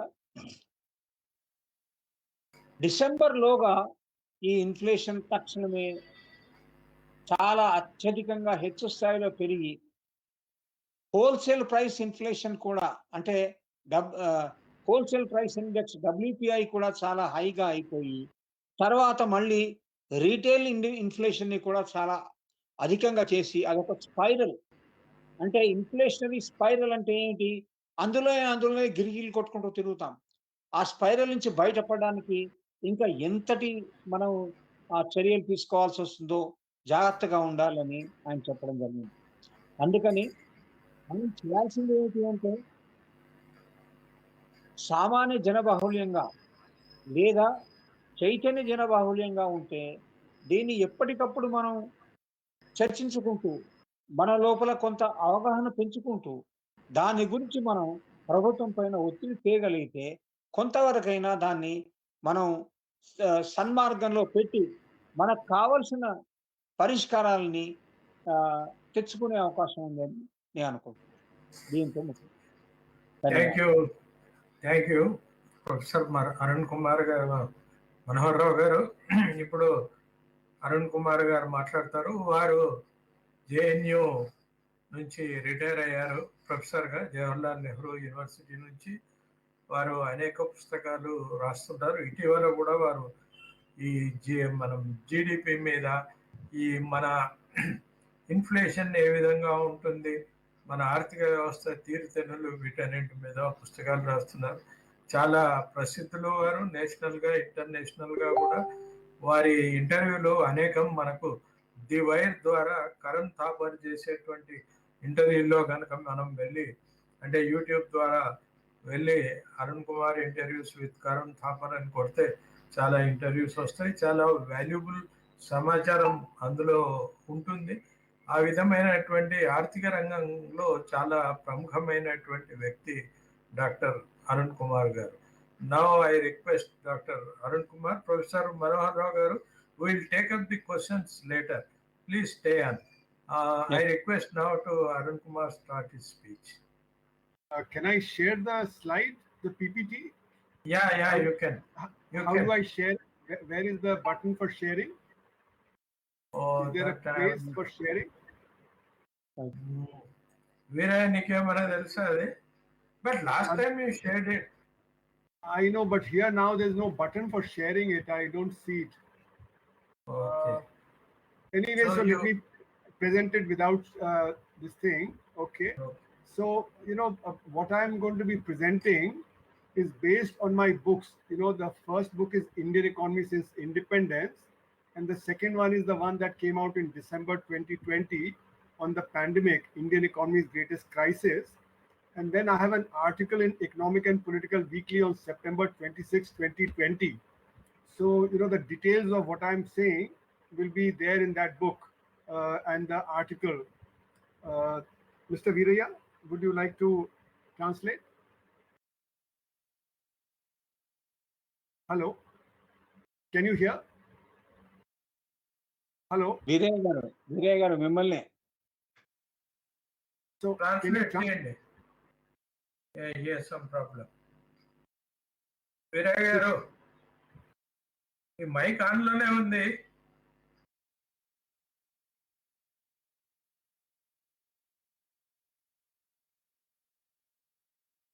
Shall I continue? Yeah, please continue. Yes, some problem we will rectify it. Okay. So, in the recent months, especially in June and July, the consumer price index CPI and the wholesale price index WPI have been running at fairly high levels. WPI reached even 12.9% and CPI reached above 6%. which is above the RBI's tolerance limit. Now, it is the consumer price index, what is called the CPI, which hits the consumers. The wholesale price index, WPI, is relevant for the producers. So when we see that the consumer price index is rising, then it means that the pocket of the consumers is being pinched. And you see the problem especially is worrisome because it has come in a period where demand has been down. You know, if the demand was high and the prices were rising, one could understand. But nowadays, you know, the demand is down because people don't have the purchasing power, and therefore, you know, when the prices are rising, they are getting hit further. So the question arises, why is there high inflation currently when the demand is down? And the second is that this high inflation, what is its impact on the poor people? So these are the two important questions. And along with this, there's another question that is important, that if the inflation data has errors, then the real situation may be even worse than what is being pictured by the official data on consumer price index and the wholesale price index. And there are reasons to believe that the data may have some problems, and I'll try and present that also. So the credibility of the data is an issue at the moment. Why? Because last year in May and April 2020, we could not collect the data on the prices. So therefore, when we are trying to compare the data for 2021 with the data for 2020, then it is not comparable because we did not get the data for neither production or for prices. So therefore, in a sense, the inflation data that we are getting is not quite all right. But still, we can see that prices have been rising. The wholesale prices started rising in February 2021, and they've been rising all along. And this has been especially true, not just in food prices, but also in energy prices and manufactured goods prices. So in other words, the price rise since February has been quite broad-based and not just in some few items. So A, the problem of credibility of data is there, and B, the basic prices of energy, they have been a problem. Can you now translate? Yeah. Manohar గారు వినిపిస్తున్నానా ఇప్పుడు? వినిపిస్తుంది, ఇప్పుడు వినిపిస్తుంది. అరుణ్ కుమార్ గారు ఈ ఆర్థిక అంశానికి సంబంధించి 3 పుస్తకాలు ఇప్పటికే రాశారు. 3 సమాచార వనరుల ఆధారంగా ఆయన తన ప్రెజెంటేషన్ ని ఉపన్యాసాన్ని మన ముందు చెప్పబోతున్నారు. మొదటిది స్వాతంత్రానంతర భారత ఆర్థిక వ్యవస్థ 2020లో పాండమిక్ మహమ్మారి టైంలో ప్రచురితమైంది. మహమ్మారి కాలంలో ఆర్థిక వ్యవస్థ గురించి మరో రచన చేశారు. అదేవిధంగా తాజాగా 2020 సెప్టెంబర్ 26న అంటే ఆ వార పత్రికలో వచ్చినటువంటి ఎకనామిక్ పొలిటికల్ వీక్లీలో వచ్చిన ఒక విశ్లేషణాత్మక వ్యాసం ఈ 3 అంశాలని సమాచార వనరుల్ని ఆధారం చేసుకొని తన ప్రెజెంటేషన్ చెప్పబోతున్నారు. Yes, sir, you can continue. Catch up later. Okay. So now you see, the problem that arises further is that price is rising differently for different commodities. But then we want to aggregate it into one number called the consumer price index and the wholesale price index. You know, so how do we bring all the different prices rising? You know, the wheat price may be rising 5%. The oil prices may be rising 30%. Petroleum goods prices may be rising by 30%. So how do you bring it together? For that, we have to build some index by assigning weights to different commodities. So by assigning weights to different commodities, we build one single index. Now, in the wholesale price index, we take the weights as they are in production. And in consumer price index, we take the weights as they are in the consumption basket of the people. So therefore, the consumer price index and the wholesale price index differs. But the wholesale price index feeds into the consumer price index. That is the issue.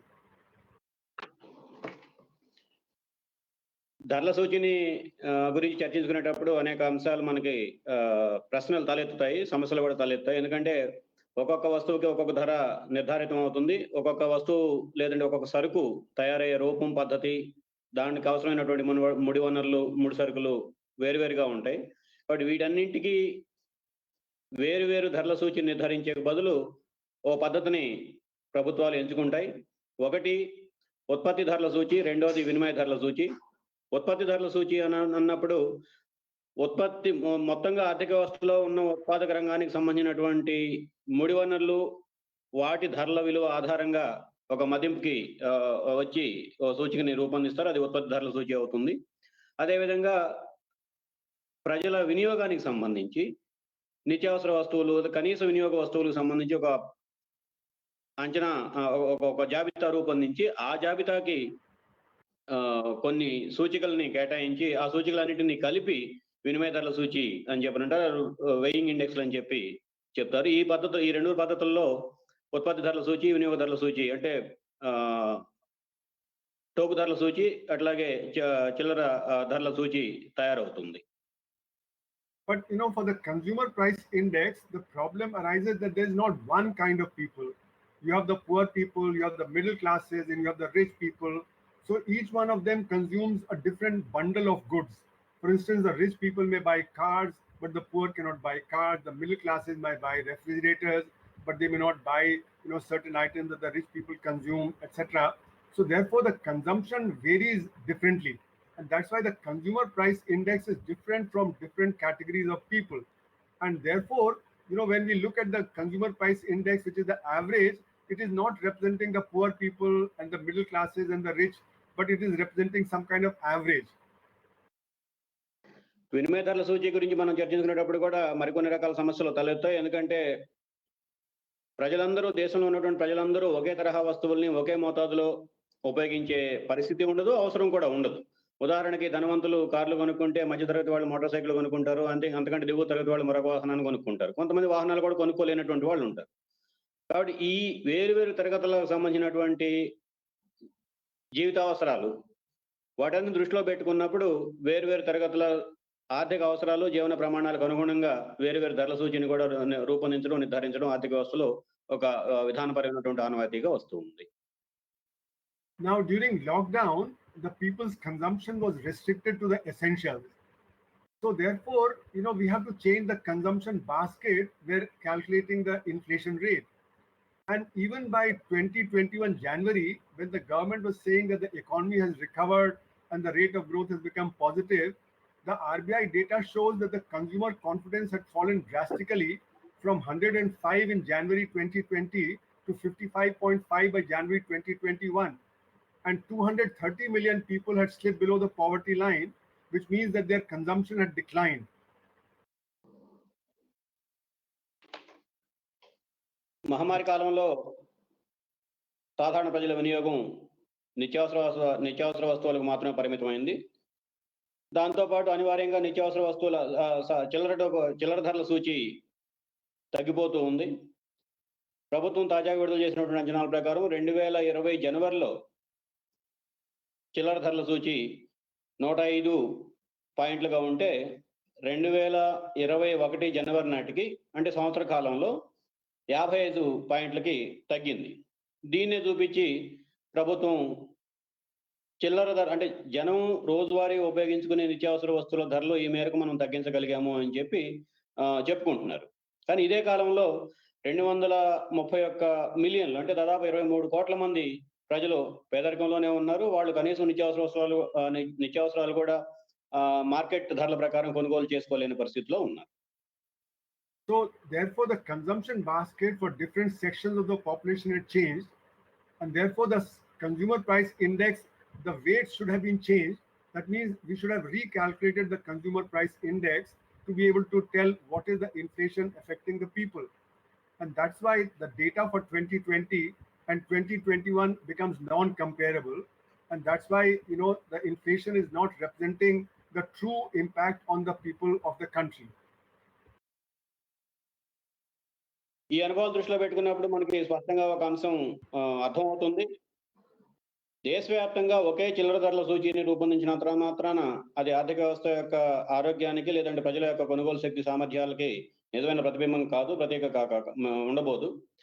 సమాజంలో ఎన్ని ఆర్థిక తరగతులు ఉన్నాయో, అంటే ఏ స్థాయిల్లో ఆర్థిక అవసరాలు తీర్చుకోవడం కోసం ఖర్చు పెట్టగలిగినటువంటి తరగతులు ఉన్నాయో, ఆయా తరగతుల వాళ్ళందరికీ వేరు ధరల సూచీని రూపొందించడానికి ప్రభుత్వం ప్రయత్నించాలి. అందుకే ఇప్పుడున్నటువంటి ప్రమాణాలు ఏదైతే వాళ్ళు ఉపయోగిస్తున్నారో, నిత్యావసర వస్తువులకు సంబంధించినటువంటి ఒక సరుకుల పట్టికని, ఒక సరుకుల జాబితాని, ఒక సరుకుల బృందాన్ని ఒక తయారు చేసి దీనికి ఇంత అవుతుంది అని చెప్పే పద్ధతి ఇప్పుడు ఉంటుంది. దాని స్థానంలో మళ్ళా ఆర్థిక తరగతుల వారీగా కొనుగోలు సామర్థ్యానికి అనుగుణంగా వేరు ధరల సూచీకి సంబంధించినటువంటి వేరు వర్గాలకి వాళ్ళ అవసరాలు తీర్చడానికి కావాల్సినటువంటి వేరు ధరల సూచి రూపొందించాల్సినటువంటి అవసరం ఉంది. ఇది విధానపరమైనటువంటి మార్పు, ఈ ప్రభుత్వం వైపు నుంచి రావాల్సిన విధానపరమైన మార్పు.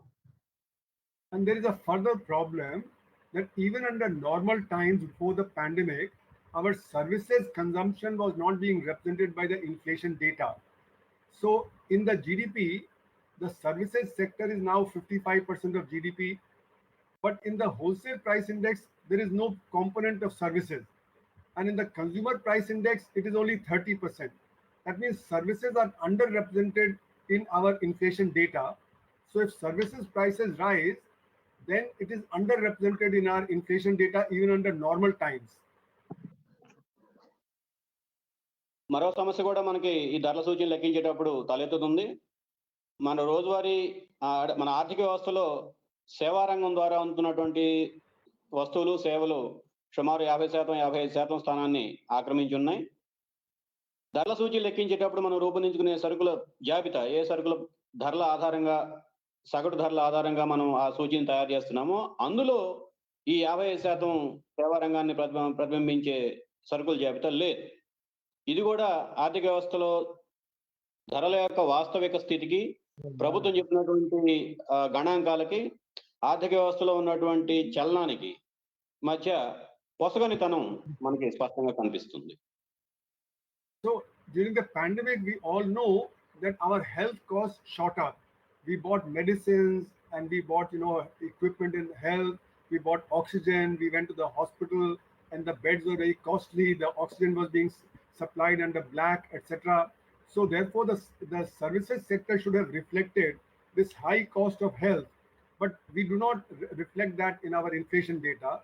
Similarly, the education cost also soared because children could not go to school, but the parents had to pay the fees, and in addition, they had to buy, laptop and mobile phone and Wi-Fi, etc.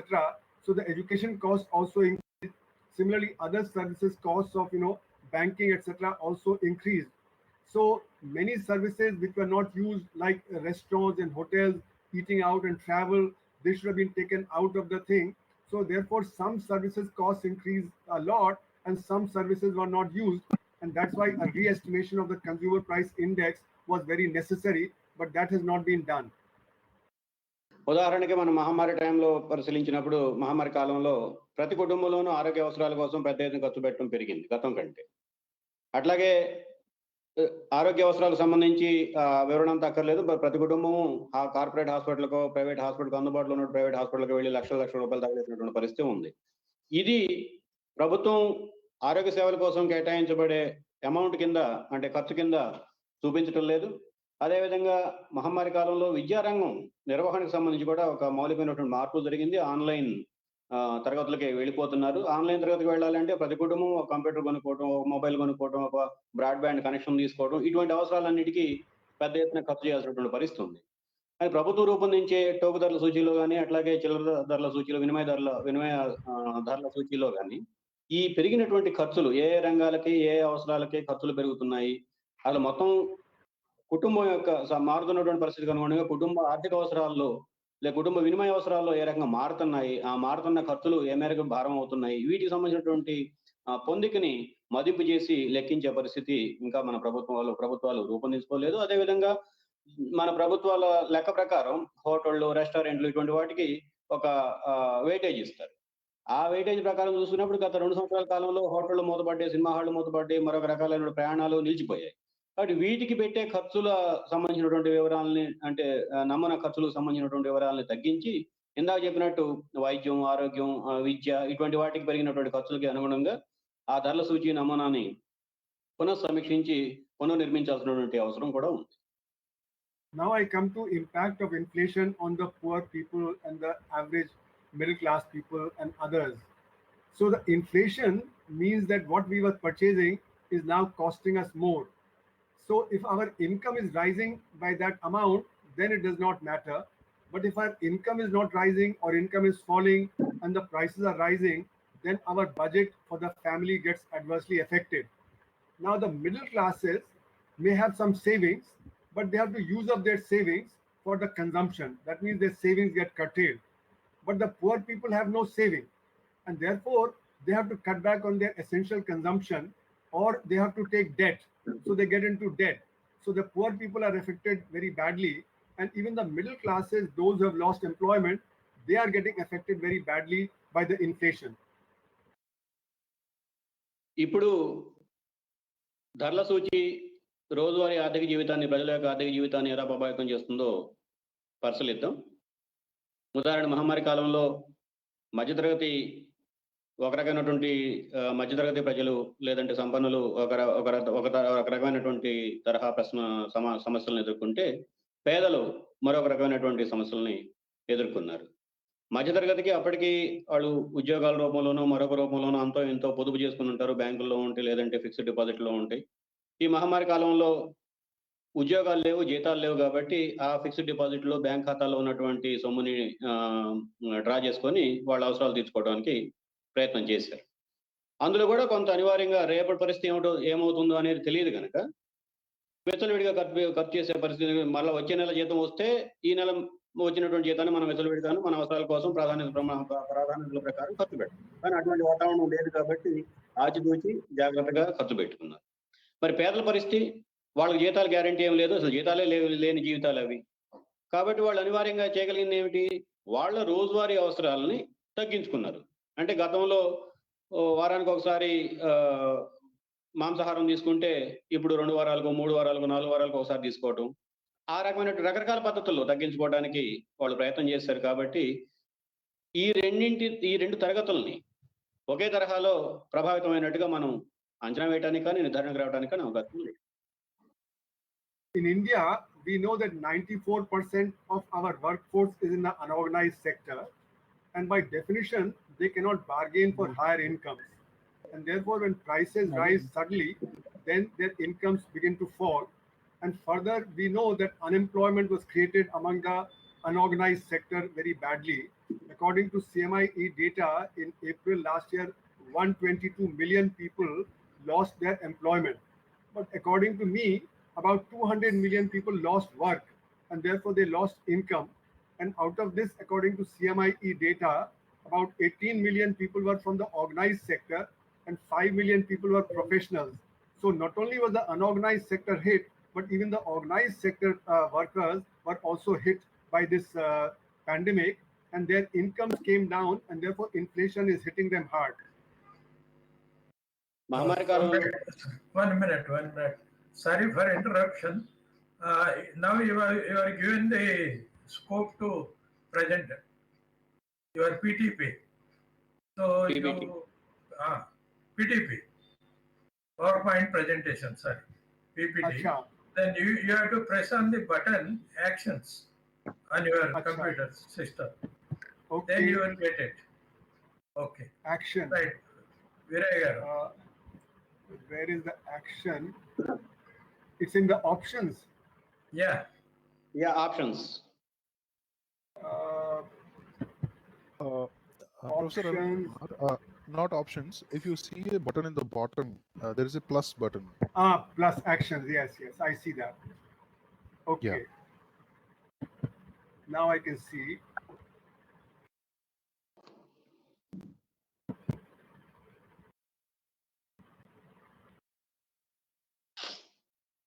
Arun Kumar గారు ఆ పీపీటీని set చేస్తారు. ఈ లోపుగా ఇప్పటి వరకు మాట్లాడిన దాన్ని చర్చించుకుందాం. ఆర్థిక తరగతుల వారీగా చిల్లర వినిమయ ధరల సూచి ప్రభావం గురించి మాట్లాడుకుంటున్నాం. ఈ ఆర్థిక తరగతుల్లో కూడా ఉపాధి యొక్క స్వభావాన్ని బట్టి ఏ తరగతి కుటుంబాలపైన ధరల ప్రభావం ఏ విధంగా ఉంటుంది అనేది కూడా మనకు ఒక వ్యత్యాసం ఉంటుంది అన్నది వాస్తవం. ఉదాహరణకు ఇప్పుడు ఉన్నటువంటి భారతదేశంలో దాదాపుగా 85% కుటుంబాలు అసంఘటిత రంగంలో, అంటే ఉద్యోగం చేస్తున్నటువంటి కుటుంబాలు అసంఘటిత రంగంలో ఉన్నాయి. ఈ 85% కుటుంబాలు తమకు అవసరాలు పెరుగుతున్న అవసరాల మేరకే జీతాలు పెంచమని చెప్పి డిమాండ్ చేసి ఆందోళన చేయగలిగినటువంటి పరిస్థితి ఇప్పుడు లేదు. కాబట్టి వాళ్ళు ఇచ్చిన జీతాలతో సరిపెట్టుకోవాలి. Centre for Monitoring Indian Economy CMI సంస్థ ఒక అధ్యయనం చేసింది. ఈ మహమ్మారి కాలంలో దాదాపుగా 12,20,00,000 మంది ఉద్యోగాలు కోల్పోయారు అని సిఎంఐ అంచనా వేసింది. అరుణ్ కుమార్ గారి అంచనా దాదాపు 20 కోట్ల మంది పైచిలుకు కుటుంబ ప్రజలు, కార్మికులు లేదంటే ఉద్యోగులు ఉపాధి కోల్పోయారు ఈ కాలంలో. ఇందులో కూడా దాదాపు 80 కోట్ల మంది 88 కోట్ల మంది ప్రత్యక్షంగా అసంఘటిత రంగం కార్మికులుగా ఉన్నటువంటి వాళ్ళు. సో వాళ్ళకి ఆదాయమే, ఉద్యోగం పోయినటువంటి పరిస్థితి, ఆదాయం గ్యారంటీ లేదు, ఆదాయం కోసం డిమాండ్ చేయగలిగినటువంటి వెసులుబాటు లేదు. ఈ నేపథ్యంలో ధరల ప్రభావం, ధరల యొక్క భారం ఆ కుటుంబాలకి మరింత ఎక్కువగా కనిపిస్తుంది. వాళ్ళ భావిస్తారు. మిగతా కుటుంబాలకి అంత తక్కువ భారంగా కనిపించవచ్చు, కానీ అసంఘటిత రంగ కార్మికులకి ఈ కాలంలో ధరల భారం బాగా పెరిగింది. Yes sir. ఓకే.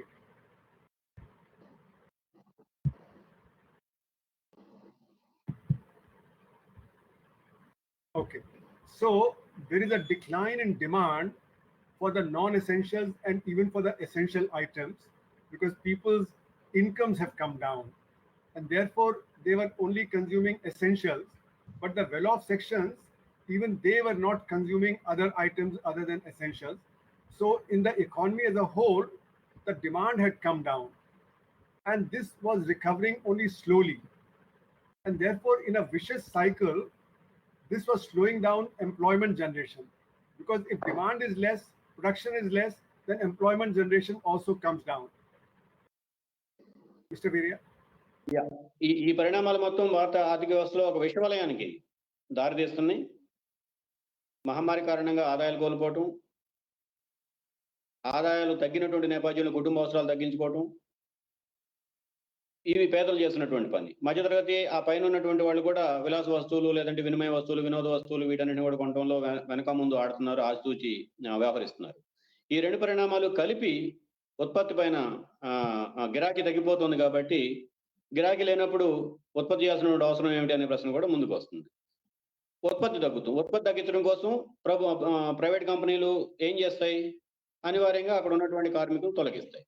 మరలా ఆ తొలగించబడినటువంటి కుటుంబాలు ఈ ధరల భారాన్ని మోయలేక వాళ్ళ అవసరాలు మరింతగా తగ్గించుకోవడం కోసం ప్రయత్నం చేస్తుంటే ఈ పద్ధతుల్లో ఒక విషవలయంలోకి ఆర్థిక వ్యవస్థని ఈ మహమ్మారి కాలంలో ప్రభుత్వ నిర్ణయాలు, చర్యలు నెట్టేశాయి.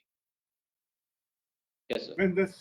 When the growth is slower, then the revenue collection of the government also declines, and that is what we saw last year, that income tax collection, corporate tax collection, GST collection all declined.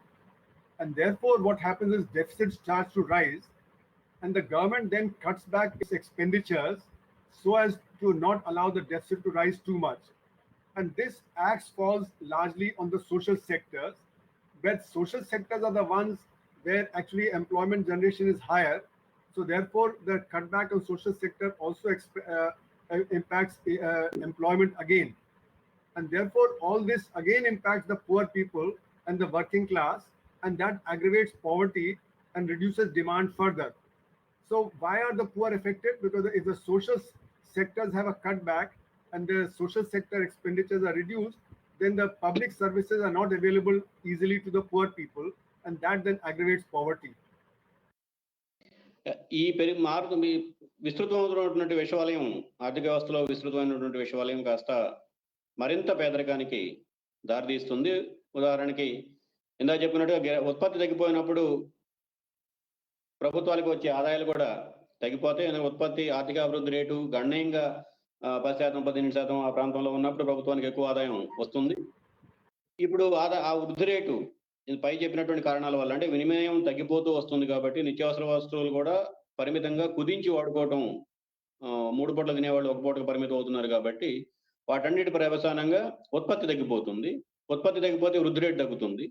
వృద్ధి rate తగ్గితే ఆర్థిక వ్యవస్థ నుంచి ప్రభుత్వానికి రావాల్సినటువంటి పన్నులు, ప్రత్యక్ష పన్నులు కానీ, పరోక్ష పన్నులు కానీ, కమర్షియల్ మన కార్పొరేట్ పన్నులు కానీ, ప్రైవేట్ కంపెనీలు కట్టే పన్నులు కానీ, ఆదాయం పన్ను కానీ, ఆదాయాలు జీతాలు లేక ఆదాయాలు లేనప్పుడు ఆదాయ పన్ను కట్టే పరిస్థితి కూడా తగ్గుద్ది. కాబట్టి ఈ రకరకాలైనటువంటి పన్నుల రూపంలో ప్రభుత్వానికి రావాల్సిన ఆదాయం కూడా తగ్గిపోతూ ఉంది.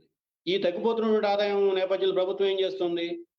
వాళ్ళు కొన్ని ప్రమాణాలు పెట్టుకున్నారు. లోటు ఇంతకు మించి ఉండకూడదు, 3.5% మించి ఉండకూడదు, ద్రవ్య లోటు 5% మించి ఉండకూడదు అని చెప్పి ఒక మైలురాళ్ళుగా పెట్టుకున్నారు. ఆ ప్రభుత్వం యొక్క లావాదేవీలు, ఆర్థిక లావాదేవీలు లోటు ఈ మైలురాయి దాటకుండా ఉండటం కోసం వాళ్ళు ప్రభుత్వం ఖర్చు తగ్గించుకుంటారు. ప్రభుత్వం ఖర్చు తగ్గించుకోవడం అంటే దేని మీద తగ్గించగలుగుతుంది? నోరు లేని జీవులు ఎవరు? సామాజిక రంగాలు, అంటే సంక్షేమ రంగాలు. ఆ సంక్షేమ వ్యయాన్ని అంటే విద్యా వ్యవస్థ, విద్యారంగం పైన, ఆరోగ్య రంగం పైన, మౌలిక వస్తువుల కల్పన పైన, ఇట్లాంటి రంగాలపైన ప్రభుత్వం పెట్టే ఖర్చు తగ్గిస్తుంది. ప్రభుత్వం యొక్క ఖర్చు ఈ రంగాలకు తగ్గటం అంటే నేరుగా ప్రజలకి అంతో ఎంతో ప్రత్యక్షంగా కానీ పరోక్షంగా కానీ అందే రాయితీలు, లాభాలు, ప్రయోజనాలు కుదించబడ్డాయి. ఈ కుదింపు అంతిమంగా మరలా తిరిగి పేదరికం దారితీస్తుంది. పేదరికంలో ఉన్నటువంటి వాళ్ళు కడుపు నిండా తినలేరు, ఒంటి నిండా బట్ట కట్టుకోలేని పరిస్థితి, అంటే ప్రతి పండకే బట్టలు కొనుక్కోలేని పరిస్థితికి నెట్టబడతారు. ఈ రకంగా ఈ విషవలయం ఆర్థిక వ్యవస్థను దెబ్బతీస్తుంది, ప్రభుత్వానికి వచ్చే ఆదాయం దెబ్బతీస్తుంది, సామాజిక రంగంపై పెట్టే ఖర్చును తగ్గిస్తుంది, పేదరికాన్ని పెంచుతుంది. Yes. So, the factors underlying the current inflation, let me now come to that. The first is that the government is trying to raise resources by increasing taxation of energy. So we know that the central government has increased the excise duty. So even when the petroleum goods prices internationally fell, the taxation by the central government was increased, and therefore the VAT by the states also increased. And that's why now more than 50% of the price of the petroleum goods is made up of taxes. Now, because petroleum is a basic item which is used in the production of everything, in the transportation of everything, so therefore when the petroleum goods prices rise, energy prices rise, then the price of all goods and services also rise. Now, when that happens, then it is not in the control of the RBI, which is supposed to be following policies to control inflation at 4% plus minus 2%. And also because indirect taxes are regressive, so they impact the poor disproportionately more than the rich people and the middle class people. So therefore, all these things are affecting our impact on the poor people. ప్రభుత్వం అనుసరిస్తున్నటువంటి విధానాలు పేదరికాన్ని పెంచడం, ఆకలిని, దారిద్ర్యాన్ని పెంచడానికి ఎలా దారితీస్తున్నాయో మనం చూసాం. అయితే వీటికి ధరలకి ఉన్నటువంటి సంబంధం ఏంటి? ప్రభుత్వం పడిపోతున్నటువంటి తన ఆదాయాలు నిలబెట్టుకోవడం కోసం కొత్త రకమైనటువంటి పన్నుల విధానాన్ని తెరతీస్తుంది. అది పెట్రోలియం, అంటే చమురు ఉత్పత్తుల పైన పెట్రోలియం, గ్యాస్, డీజిల్, కిరోసిన్ వీటిపైన ఎక్సైజ్ పన్ను పెంచేసింది. పెట్రోల్ ఇప్పుడు ఉన్నటువంటి ఒక లీటర్ 100 రూపాయలు ఉంటే దాదాపు 55 రూపాయలు ఈ రకరకాలైనటువంటి పన్నులు ప్రత్యక్షంగా కేంద్రం, రాష్ట్రం విధిస్తున్నటువంటి పన్నుల రూపంలో పెరిగినటువంటి ధరే, అంటే 55%. ఈ ధరల కారణంగా మరలా తిరిగి ప్రతి జీవితంలో ఆర్థిక వ్యవస్థే కాదు, మనిషి ఇంట్లో నుంచి బయటకు వెళ్ళాలన్నా కానీ పెట్రోల్తో ముడిపడి ఉంటుంది, కాలినడకతో నడిచేవాళ్ళు మినహా. రోజువారీ ఆర్థిక జీవితం, సామాజిక జీవితం, ప్రభుత్వం యొక్క విధి విధానాలు, నిర్ణయాలు అన్ని కూడా పెట్రోల్ వినియోగంతో ముడిపడి ఉంటాయి. కాబట్టి అది కందెన లాంటిది. బండి నడవాలంటే కందెన కావాలి, కందెన లాంటిది. ఆ కందెన పైన పన్ను వేస్తే ఏమవుతుంది? మరలా తిరిగి ఆర్థిక వ్యవస్థ పైన భారం పెరుగుతుంది. ఆ పెరిగినటువంటి పెట్రోలియం ధరలు పెరిగితే ఒక పరిశ్రమలో డీజిల్ కానీ, గ్యాస్ కానీ, మరో చమురు ఆధారంగా తయారైనటువంటి పరిశ్రమ వస్తువులు తయారు చేసేటప్పుడు ఈ పెరిగిన ధరల భారాన్ని అంతిమ ఫైనల్, అంటే వినిమయ మార్కెట్లోకి వస్తున్నటువంటి సరుకుల పైన ధరలు పెంచడం ద్వారా తన భారాన్ని తగ్గించుకునే ప్రయత్నం చేస్తాడు. సో అంతిమంగా మరలా తిరిగి ప్రైవేట్ కంపెనీలు చేసే ప్రతి ఉత్పత్తి ధర పెరుగుతుంది. అవి మార్కెట్లోకి వచ్చినప్పుడు వాటి ధరలు పెరుగుతాయి. ఆ రకంగా ధరలు పెరుగుతున్నప్పుడు ఇందాక ముందే చెప్పుకున్నట్టుగా ప్రజల యొక్క వినిమయ శక్తి మరింతగా పడిపోతుంది. So the second factor is the lockdown disrupts supplies, and therefore that results in shortages of various commodities, and that results in price rise. So we saw, for instance, in medicines and various other supplies of medical equipment, etc., that the price rise was there. Even black marketing was there, which was leading to increase in prices. Then fruits and vegetable prices rose in the urban markets because it could not come out of the rural markets. So the price collapsed in rural areas, but it rose sharply in the urban areas, leading to higher inflation there. Then there's also the competition for big business from the unorganized sector has decreased because the unorganized sector shut down. So the pricing power of the organized sector increased, and that's why the organized sector has increased the prices, and that's why you see that the reports that have come out, the corporate sector reports, are showing very high profits. So instead of lowering the prices, they actually use the pricing power to increase prices. So these are also the factors leading to higher inflation. ఇప్పటివరకు చెప్పుకున్నట్టు ఉత్పత్తి తగ్గుతుంది, ప్రజల యొక్క ఆదాయం తగ్గుతుంది, కొనుగోలు శక్తి పడిపోతుంది, వినిమయం పడిపోతుంది. మరి మరోవైపున ప్రైవేట్ కంపెనీల యొక్క లాభాలు ఈ మహమ్మారి కాలంలో గణనీయంగా పెరిగాయి. మరి ఇది ఎలా సాధ్యమైంది అనేది పరిశీలించినప్పుడు మనకి రెండు అంశాలు కనిపిస్తాయి. లాక్డౌన్ కారణంగా సరుకుల యొక్క రవాణా పైన నిషేధం విధించబడింది. గ్రామీణ ప్రాంతాల్లో తయారవుతున్నటువంటి వ్యవసాయోత్పత్తులు పట్టణ ప్రాంతాలకు చేరి వినియోగదారులకి చేరడానికి అనేక రకాలైనటువంటి ఆటంకాలు వచ్చాయి. ఇది పచ్చిసరుకు కాబట్టి సంవత్సరం పాటు 2 సంవత్సరాల పాటు నిల్వ ఉంచుకునే వెసులుబాటు లేదు. కాబట్టి అయిన కాడికి వాళ్ళు అమ్ముకోవడానికి సిద్ధపడ్డారు. గ్రామీణ ప్రాంతాల్లో వ్యవసాయోత్పత్తులు, మౌలిక వస్తూత్పత్తుల యొక్క ధరలు దెబ్బతిన్నాయి. అదే సమయంలో పట్టణ ప్రాంతాల్లో లాక్డౌన్ వల్ల రవాణాలు, రాకపోకలు లేవు కాబట్టి ఉన్న కొద్దిపాటి సరుకుల పైన ధరలు పెంచేసి వ్యాపారస్తులు సొమ్ము చేసుకోవటం మొదలుపెట్టారు. ఈ లాక్డౌన్ కారణంగా రెండో పర్యవసానం ఏంటి? గ్రామీణ ప్రాంతాలు, మధ్యతరగతి పట్టణ ప్రాంతాలుగా కేంద్రాలుగా పనిచేస్తున్నటువంటి చిన్న మధ్య తరహా పరిశ్రమలు అవన్నీ మూతపడ్డాయి. అటు కార్మికులు లేరు, వాటికి కావాల్సినటువంటి ముడి సరుకులు సరఫరా చేయడానికి లాక్డౌన్ అడ్డంగా ఉంది కాబట్టి వాళ్ళు పరిశ్రమలు మూతేసుకున్నారు.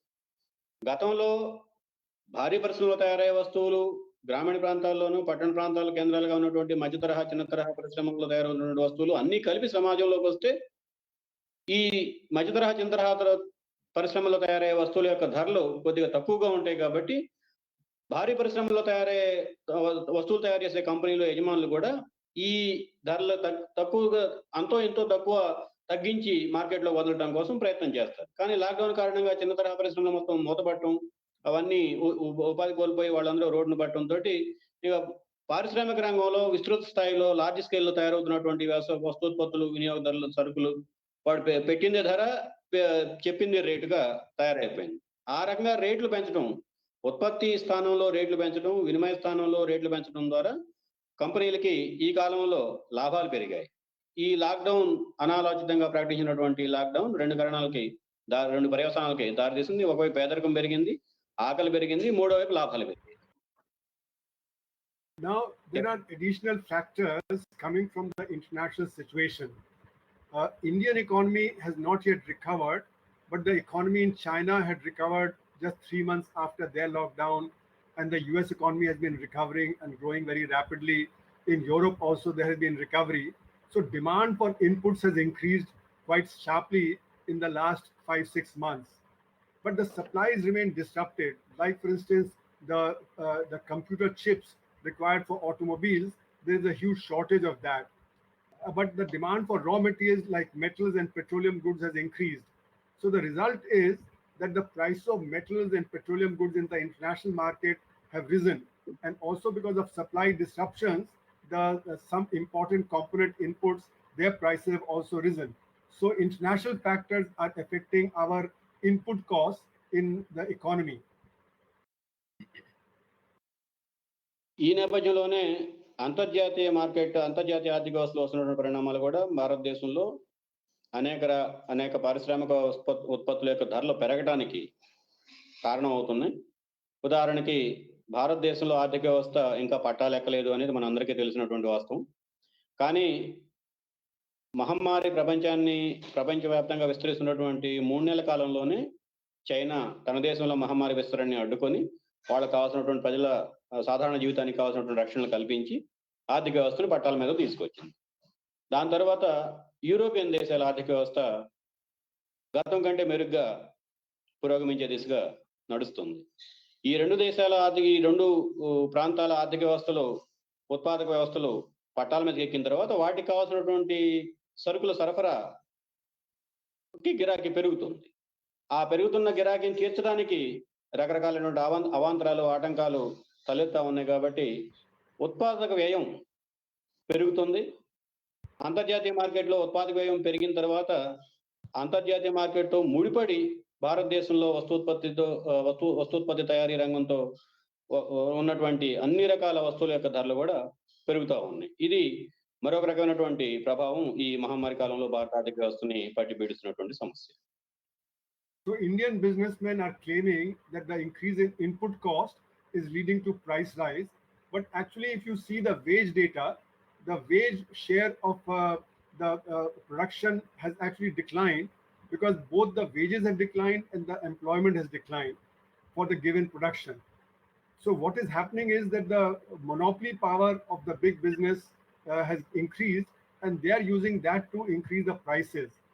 Now, another factor coming from international factor is that the rupee is slowly weakening, and when that happens, then all imported prices also rise, and that is another reason for inflation that is taking place in the Indian economy, and that is coming from the international factors that Indian economy is still weak, whereas the other economies are rising, and that's why the rupee is slowly going down in value. పెరుగుతున్న పారిశ్రామికోత్పత్తుల యొక్క ధరలు గురించి మనం ప్రశ్నించినప్పుడల్లా పరిశ్రమ యజమానులు లేదంటే ప్రభుత్వం చెప్పే కారణం ఏంటి? ఉత్పాదక వ్యయం పెరుగుతుంది కాబట్టి ఆ ఉత్పాదక వ్యయానికి అనుగుణంగా ధరలు పెంచాల్సి వస్తుంది, అది మా చేతిలో లేదు అని చెప్పి ప్రభుత్వం కానీ ఆర్థిక నిపుణులు కానీ విధాన రూపకర్తలు కానీ చేతులు ఎత్తున్నారు. కానీ ఉత్పాదక వ్యయంలో రెండు భాగాలు ఉంటాయి. ఒకటి వేతన జీతాల కోసం పెట్టే ఖర్చు, రెండోది ముడి సరుకుల కోసం పెట్టే ఖర్చు. ఇప్పుడు దాకా మనం చెప్పుకున్న పద్ధతిలో ముడి సరుకుల పైన పెడుతున్నటువంటి ఖర్చు పెరుగుతోంది తప్ప వేతనాలపై పెట్టే ఖర్చు పెరగలేదు. ఇంతకు ముందే చెప్తున్నారు, దేశవ్యాప్తంగా 12 కోట్ల పైచీలకు మంది ఉద్యోగాలు కోల్పోయారు అని చెప్పి. అంటే ఉత్పాదక వ్యయంలో జీతాల వాటా తగ్గుతోంది. ఇటువంటి పరిస్థితుల్లో ఉత్పత్తి పైన గుత్తాధిపత్యం ఎవరికి ఉంటుందో వాళ్ళు అంతిమంగా వాళ్ళు ఇష్టం వచ్చినటువంటి రేటు నిర్ణయించడానికి దారితీస్తున్నారు. మరొక కారణం కూడా ఉంది. అంతర్జాతీయంగా భారత కరెన్సీ రూపాయి విలువ పడిపోతుంది, బలహీనంగా ఉంది. అంటే గతంలో రూపాయికి ఒక డాలర్కి 65 రూపాయలకి విలువ ఉంటే ఇవాళ 80 రూపాయల దాకా 75 రూపాయల దాకా విలువ ఉంది. విలువ 10 రూపాయలు పడిపోయింది మహమ్మారి కాలంలో, ఉదాహరణకు చెప్తున్నాను. ఆ రకంగా చూసుకున్నప్పుడు బలహీనంగా మారుతున్నటువంటి ఆర్థిక వ్యవస్థ, దాని పర్యవసానంగా బలహీనపడుతున్నటువంటి భారతీయ కరెన్సీ, అంతర్జాతీయ మార్కెట్లో భారతీయ కరెన్సీ విలువ పడిపోవడం కూడా భారతదేశంలో వస్తోత్పత్తుల యొక్క ధరలు పెరగడానికి, అవి పోగు ధరల రూపంలోనూ అట్లాగే వినిమయ ధరల రూపంలోనూ మనకి భారంగా మారడానికి దారితీస్తున్నాయి. So what has been the government's strategy? That is important to see. So while demand has been short and government needed to pump purchasing power into the hands of the poor and the unemployed, the government has only given minimal support. So like last year, the Atmanirbhar Bharat package of 22 lakh crore, only 3 lakh crore was given out of the budget and the rest was all credit. So this is all policy which is trying to pursue what is called supply side policies to help businesses. ఇటువంటి సమయంలో ప్రభుత్వం చేయాల్సినటువంటి పని ఏమిటి? సరుకులు సరఫరాకు కావాల్సినటువంటి అన్ని ఆటంకాలు, అవాంతరాలు తొలగించి నిరంతరాయంగా సరుకులు అందుబాటులో తీసుకురావడం ద్వారా సరుకుల పైన ఉన్నటువంటి ఒత్తిడి తగ్గించి వినిమయాన్ని పెంచాలి. దానికోసం ప్రభుత్వం ప్రకటించింది ఆత్మనిర్భర్ భారత్ పథకం. ప్రభుత్వం అంచనాల ప్రకారం 22 లక్షల కోట్ల రూపాయల విలువైన పథకాన్ని గత సంవత్సర కాలంలో అమలు చేసింది. కానీ ఇందులో నికరంగా బడ్జెట్ ద్వారా ప్రజలకి అందినటువంటి సొమ్ము ఎంత? కేవలం 3 లక్షల కోట్ల రూపాయలు. మిగతా 19 లక్షల కోట్ల రూపాయలు రకరకాల రూపాల్లో పరపతి మార్కెట్ ని సవరించడం ద్వారా, అంటే అప్పులు ఇచ్చే పద్ధతిని సవరించడం ద్వారా 19 లక్షల కోట్ల రూపాయల విలువైన జోడింపుని ప్రభుత్వం ఈ ఆర్థిక వ్యవస్థకి ముందు ఉంచింది తప్ప నికరంగా ప్రజలకు అవేవి, ఉత్పత్తిదారులకు కానీ వినియోగదారులకు కానీ అవేవి అందలేదు. కాబట్టి సరఫరా దిశగా ఏర్పడినటువంటి అవాంతరాలు, ఆటంకాలని అధిగమించడంలో భారత ఆర్థిక వ్యవస్థ విఫలమైంది. The government's idea is that when we give incentive to business, they will invest more, that will create more employment, etc. But that will happen only when there is demand. If the demand is low, then new investment will not take place. And according to the data from the RBI, the capacity utilization has slipped to below 60%. That is because demand is low. So suppose you are able to produce 100 cars, but you are selling only 60 cars, then why will you invest in producing more cars? Because then your losses will only increase. So therefore, new investment will only be limited to some sectors that are doing well in the current pandemic, like the pharma sector, the technology sector, the IT sector, the FMCG sector. But textile sector, leather goods sector, these other sectors, they are not doing well. Their capacity utilization is low. So therefore, there you do not find that it will actually increase the investment. So that's why the overall investment in the economy has been low last year as compared to the pre-pandemic period. Atmanirbhar Bharat ప్రకటించేటప్పుడు ప్రభుత్వం ఒక అంచనాతో ఉంది.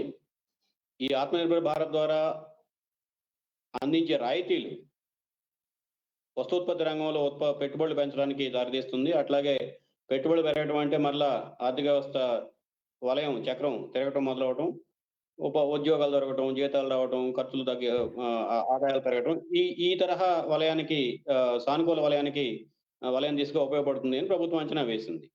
కానీ గత 4.5 సంవత్సరాల కాలంలో ఆర్థిక వ్యవస్థ పతనం అవుతూ వస్తుంది. క్రమేణా దాని యొక్క పర్యవసానం, ప్రభావం వ్యక్తిగత జీవితాలపైన, ఆదాయాలపైన, కుటుంబాల మనుగడపైన ప్రతికూలంగా చూపిస్తూ ఉంది. కాబట్టి గిరాకీ లేదు.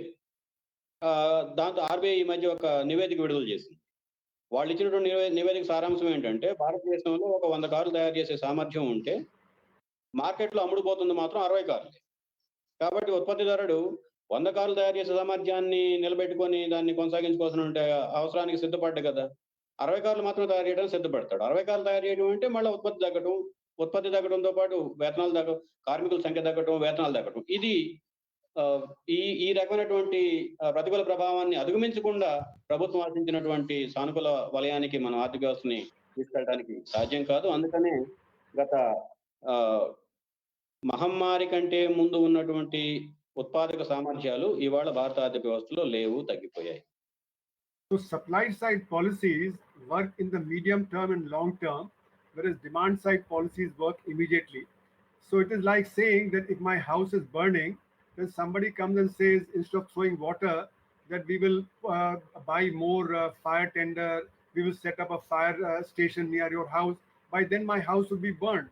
So today what is required is to boost demand, and then only with the investment revive after a little bit of time. So these supply side policies, what is the logic underlying that? And the logic underlying that is that the government is trying to create big monopolies in the infrastructure sector and in the economy as a whole. So for instance, you can see that in the case of ports, one big business house is cornering the ports. In the case of airports, one big business house is cornering the airports. In the telecom sector, one big business house is cornering the telecom sector. So like that, idea behind the supply side policies is to create big monopolies in the economy. తిరోగమన దిశలో బలహీనంగా ఉన్నటువంటి ఆర్థిక వ్యవస్థలో సరఫరాకి ఉన్నటువంటి అవాంతరాలు తగ్గించడం అంటే అనివార్యంగా ఆర్థిక వ్యవస్థలో గుత్తాధిపత్యాన్ని పెంచడానికి దారితీయటమే. ఉదాహరణకి ఇప్పుడు ప్రతి ఆర్థిక వ్యవస్థలో 2 కోణాలు ఉంటాయి. గిరాకీ కోణం ఉంటుంది. గిరాకీకి అనుగుణంగా సరఫరా చేయడానికి కావాల్సినటువంటి చర్యలు తీసుకోవడం. రెండో ఉత్పత్తి వైపు ఉండే కోణం ఉంటుంది. సరఫరా కోణం ఉంటుంది. ఇవాళ ప్రభుత్వం ఏం చేస్తుంది? మహమ్మారి కంటే ముందు నుంచి భారత ఆర్థిక వ్యవస్థలో సరఫరా కావాల్సినటువంటి ఆర్థిక వ్యవస్థ అవసరాలు తీర్చడానికి కావాల్సినటువంటి భవిష్యత్ అవసరాలు తీర్చడానికి కావాల్సినటువంటి విస్తృతమైనటువంటి సామర్థ్యాన్ని పెంపొందించే ప్రయత్నంలో మునిగిపోయింది. కానీ ఇవాళ అవసరం ఏంటి? ఇవాళ నా కడుపు నిండాలి, నా ఆకలి తీరాలి, నేను బట్టలు తొడుక్కోవాలి, నా పిల్లల్ని బడికి పంపించాలి, మరొక తక్షణ అవసరం. ఆర్థిక వ్యవస్థ పట్టాలెక్కాలి అంటే తక్షణంగా ఉన్నటువంటి అవసరాలు, దానికి అవసరమైనటువంటి గిరాకీ, ఆ గిరాకీని పెంచడం కోసం ప్రభుత్వం చర్యలు తీసుకోవాలి తప్ప ప్రభుత్వం చేస్తున్నటువంటి దానికి విరుద్ధంగా ఉంది. అటువంటి చర్యలు ఎక్కడ దారితీస్తాయి? అన్ని రంగాలు గుత్తాధిపత్యం వైపు నడవడానికి దారితీస్తాయి. ఇప్పటికే మనం చూస్తున్నాం. ఒక కంపెనీ నౌకా రేవు పట్టణాలన్నింటినీ స్వాధీనం చేసుకుంటుంది. మరొక కంపెనీ విమానాశ్రయాలన్నింటినీ స్వాధీనం చేసుకుంటుంది. మరో కంపెనీ విద్యుత్ ఉత్పత్తి రంగంలో గుత్తాధిపత్యం కోసం ప్రయత్నం చేస్తుంది. మరో కంపెనీ మొబైల్ సర్వీసులు అందించే రంగంలో గుత్తాధిపత్యం దిశగా ప్రయాణం సాగిస్తూ ఉంది. ఈ రకంగా మొత్తం మళ్ళా ఆర్థిక వ్యవస్థ గుత్తాధిపతుల చేతుల్లోకి వెళ్ళిపోయిన తర్వాత మొదట్లోనే మనం చెప్పుకున్నట్టుగా వాళ్ళు చెప్పిందే ధర, వాళ్ళు ఇచ్చిందే జీతం, వాళ్ళు ఆడిందే ఆట, వాళ్ళు పాడిందే పాట.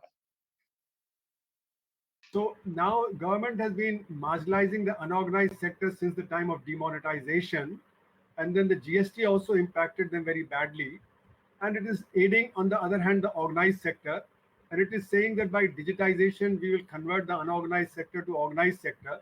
But actually, what will happen is that the unorganized sector will be impacted adversely, and the organized sector will continue to benefit. And demand has been shifting from the unorganized sector to the organized sector.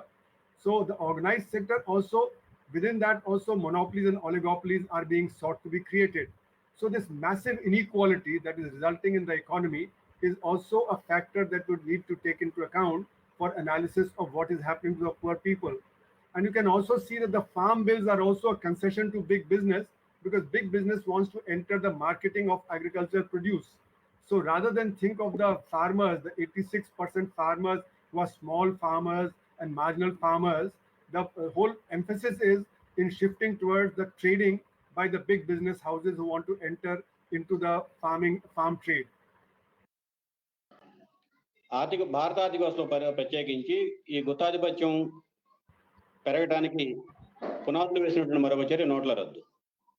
నోట్ల రద్దులో ప్రభుత్వం ఏం చెప్పింది? ఇప్పటి వరకు ఆర్థిక లావాదేవీలన్నీ అసంఘటిత రూపంలోనూ, అసంఘటిత విధానంలోనూ, అసంఘటిత రంగంలోనూ జరుగుతూ ఉన్నాయి. వాటిపైన ప్రభుత్వానికి అదుపు లేదు కాబట్టి వాటి ద్వారా రావాల్సినటువంటి ఆదాయం ప్రభుత్వానికి రావట్లేదు కనుక ప్రజలకి మరింత ఎక్కువగా ఖర్చు పెట్టడానికి కావాల్సినటువంటి వనరులు ప్రభుత్వం దగ్గర లేకపోతా ఉన్నాయి.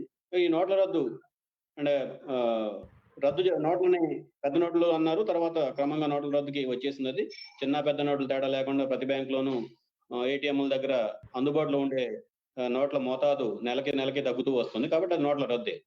ఈ నోట్ల రద్దు ద్వారా మొత్తం ఆర్థిక వ్యవస్థ ఆన్లైన్లోకి వస్తుంది. ఆన్లైన్లోకి వస్తే ప్రతి మూల, ప్రతి పుల్ల, ప్రతి కదలిక ఆ ప్రభుత్వం యొక్క కన్సర్న్లో జరుగుతుంది. కాబట్టి ప్రభుత్వం ఆర్థిక వ్యవస్థని మరింత సమర్థవంతంగా, ప్రణాళికబద్ధంగా రూపొందించవచ్చు అని చెప్పి వాదించారు. కానీ ఇవన్నీ ఇందులో 10% కూడా, అంటే 10% కూడా ఆచరణలోకి రాలేదు. నోట్ల రద్దు ద్వారా చిన్న తరహా, మధ్య తరహా, గ్రామీణ పరిశ్రమలు పెద్ద ఎత్తున దెబ్బతిన్నాయి. ఆ పరిశ్రమల ద్వారా రావాల్సినటువంటి ఉపాధి దెబ్బతింది. ఆ పరిశ్రమల ద్వారా రావాల్సినటువంటి మార్కెట్లో సరుకుల వాటా తగ్గిపోయింది. ఈ తగ్గిపోయినటువంటి సరుకుల వాటాన్ని సరఫరా చేయడం కోసం మరలా తిరిగి కార్పొరేట్ రంగం తెర మీదకి వచ్చింది. ఇప్పుడు తాజాగా మనం చూస్తున్నది రైతు రంగానికి సంబంధించినటువంటి చట్టాలు, వాటికి వ్యతిరేకంగా జరుగుతున్న ఆందోళన మనం గమనిస్తున్నాం.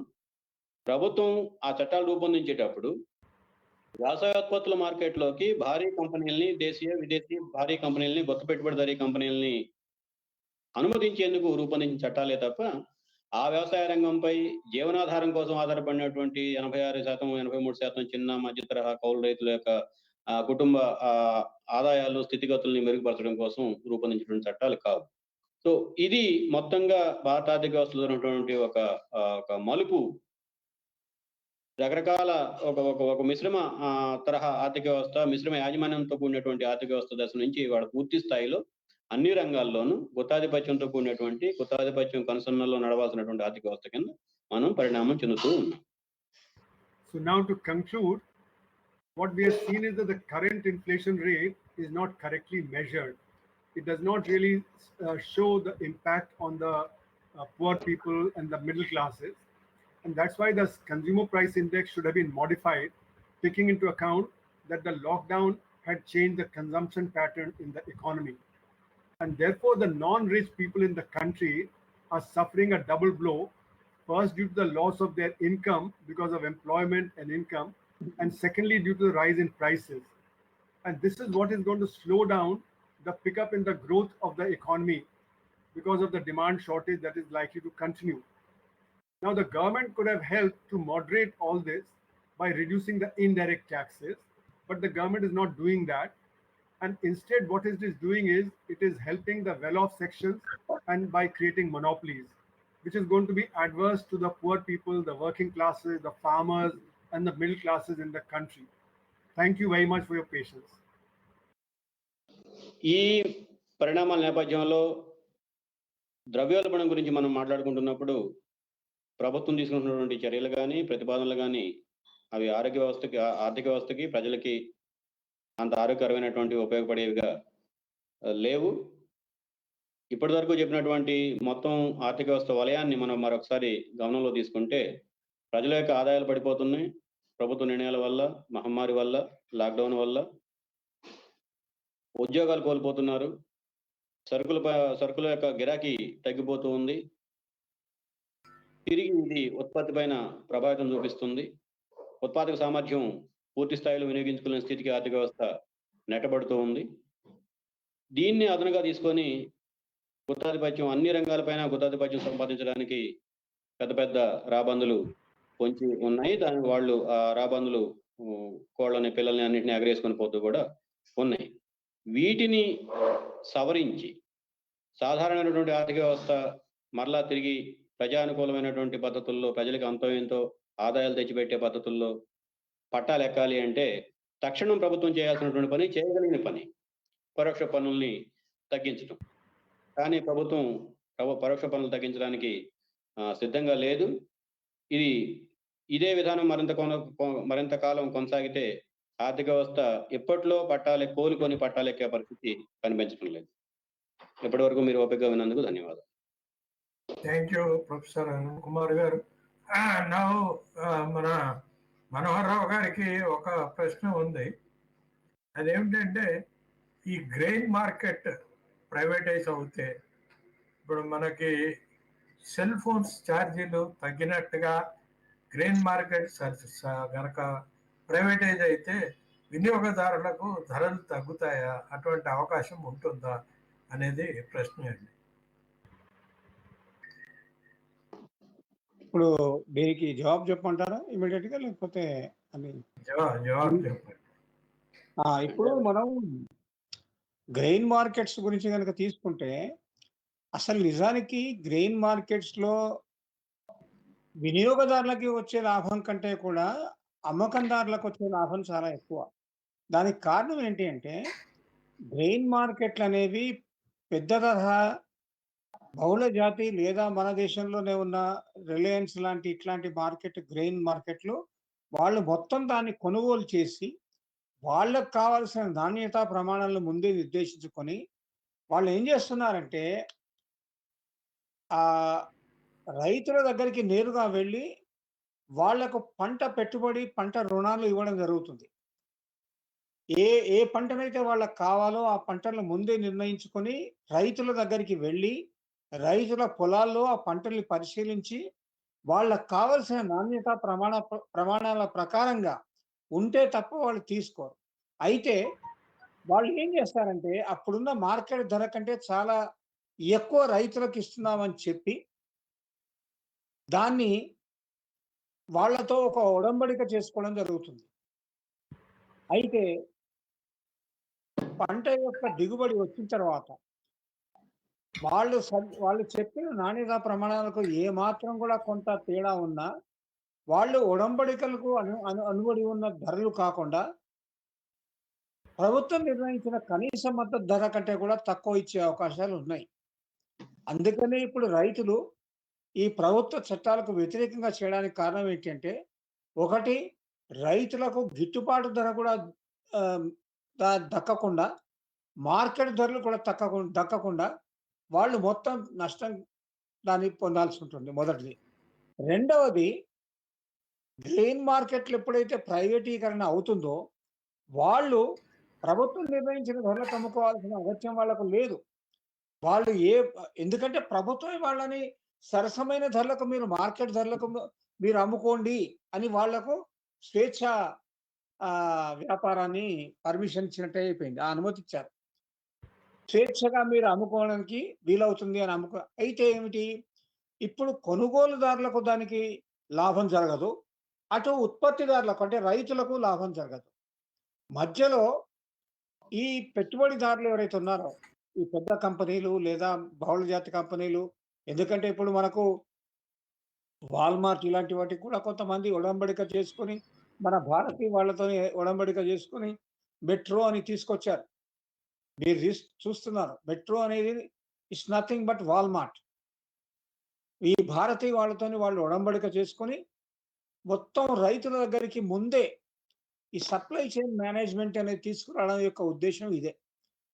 ఆర్థిక శాస్త్రంలో సప్లై చైన్ మేనేజ్మెంట్ అంటారు.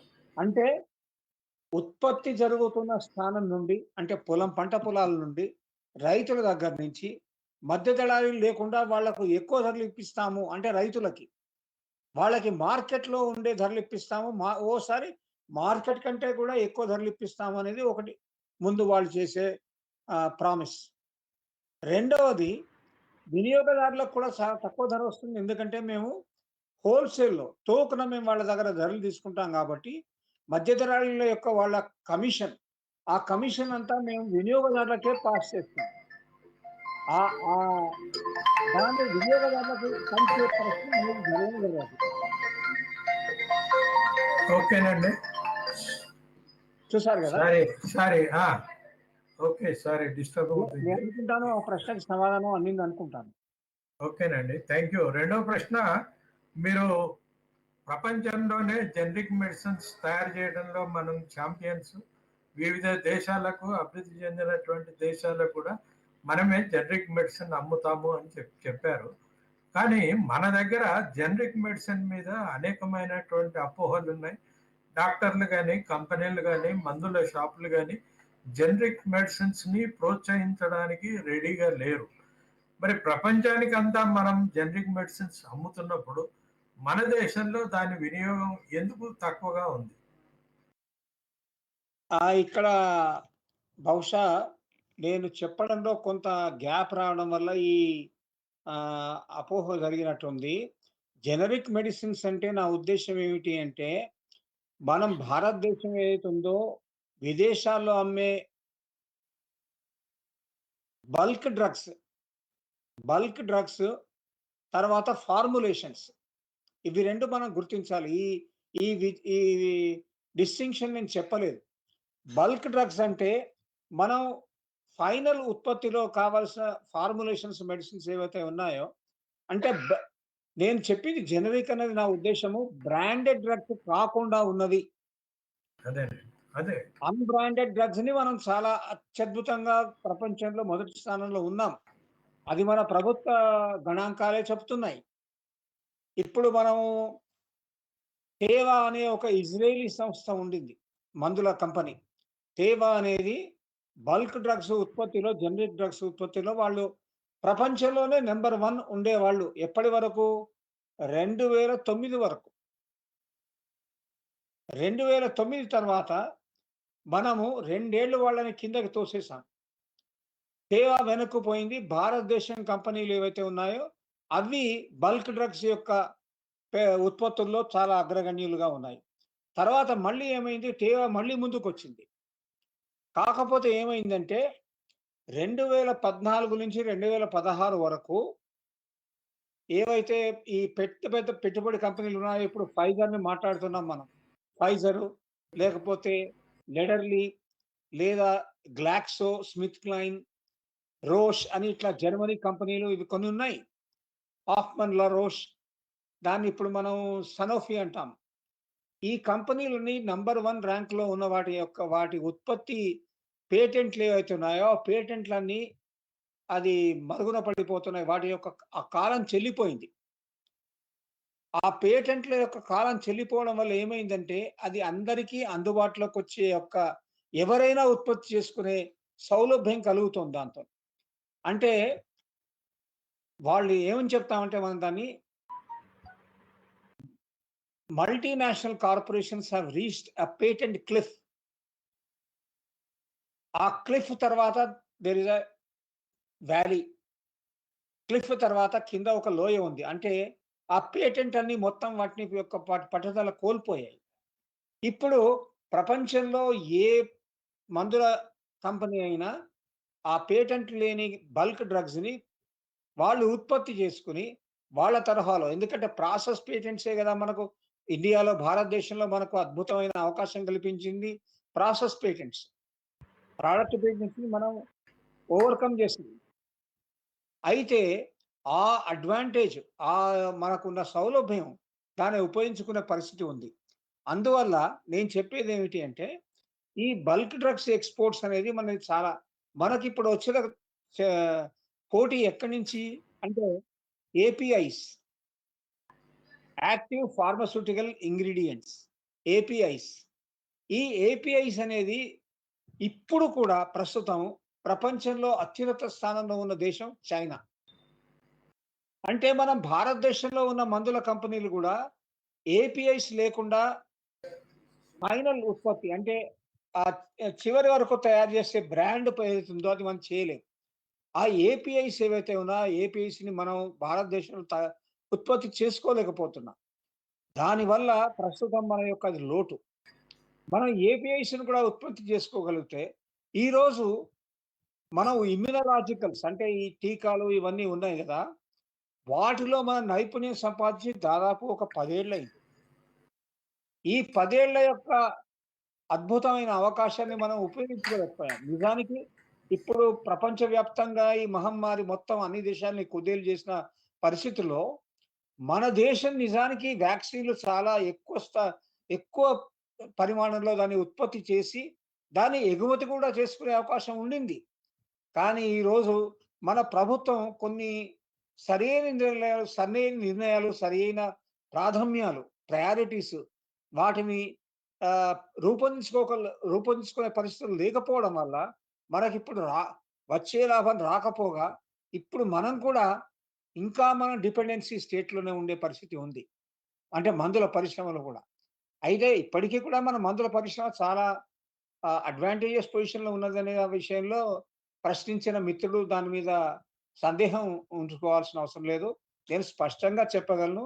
మనం చాలా కంఫర్టబుల్ పొజిషన్‌లో ఉన్నాం. ఓకేనండి.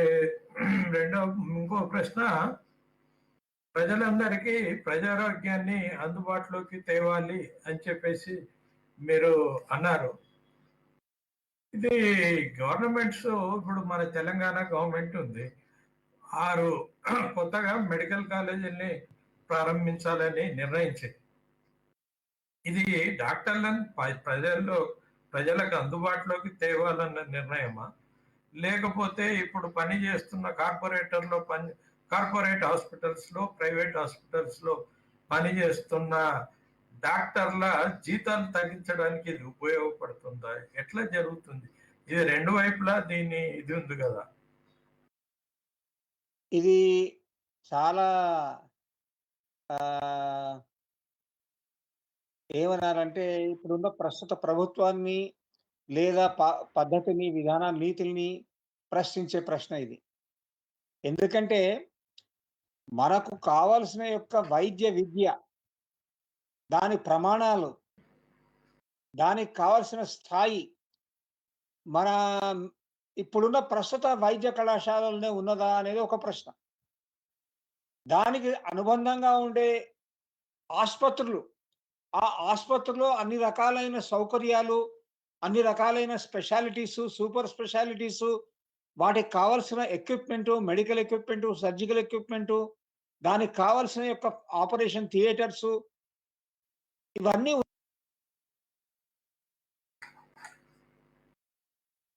ఏదో ప్రాబ్లం వచ్చిందండి మీ దగ్గర. ఒక వైద్య కళాశాలలో శవాన్ని యొక్క పరీక్ష కావాలంటే, అక్కడ దాని యొక్క ఆపరేషన్ చేసుకొని, ఆ శవాన్ని తీసుకుపోయి మళ్ళా ఇంకో వైద్య కళాశాలలో దాన్ని చూపించడం. అదే శవాన్ని తీసుకుపోయి ఇంకో వైద్య కళాశాలలో చూపించడం. మళ్ళా అక్కడ ఇంకో చోట ఇన్స్‌పెక్షన్ వచ్చే లోపల ఇదే శవాన్ని మళ్ళీ అక్కడికి కూడా తీసుకుపోవడం. అంటే చాలా విచిత్రమైన పరిస్థితి.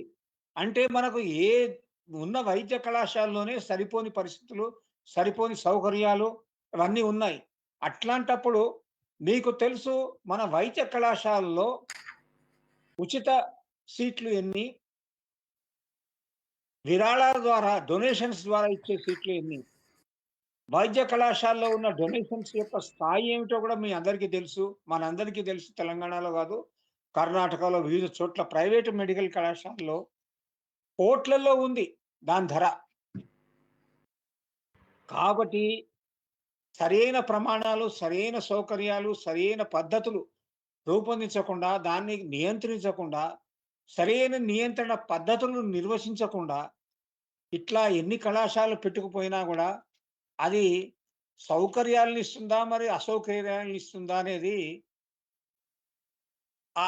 నిజమైన మనం ఆ ప్రాక్టికల్ గ్రౌండ్ రియాలిటీకి పోయి దాన్ని పరిశీలిస్తే తప్ప దీనికి జస్ట్ ఇట్లా ఊహాజనితంగా జవాబు చెప్పడం అనేది కొంత కష్టం అవుతుందని అనుకుంటున్నాను. థ్యాంక్ యూ సార్ మనోహర్ గారు. Now A question to professor Arun Kumar. Can the government reduce the petrol prices? Why it is not reducing? This is the question. So, as I said, the government is very short of resources because all resources have come down in terms of what they are able to collect, whether it be corporation tax or income tax, etc. last year. This year, of course, the situation is different because corporation tax collection has gone up. So last year, they used excise duty and the state government used VAT to collect additional taxes. Otherwise, the deficit would have been much higher. This year, of course, because corporation tax collection is higher, so they can lower the collection of the excise duty on petroleum goods. But again, the question is, what is it that the center and the states want to do? Because the center and the states, they don't want their fiscal deficit to rise because the IMF is watching, the credit rating agencies are watching, and therefore they are afraid that the credit rating may go down. But as I have been arguing, the central government could raise taxes through borrowings, through direct taxes or through borrowings. Now, direct tax, if it collects more, then the corporate sector would not be happy and the well-off sections would not be happy. So therefore, they are not trying to collect more taxes through direct taxes. Like, for instance, wealth tax could have been used.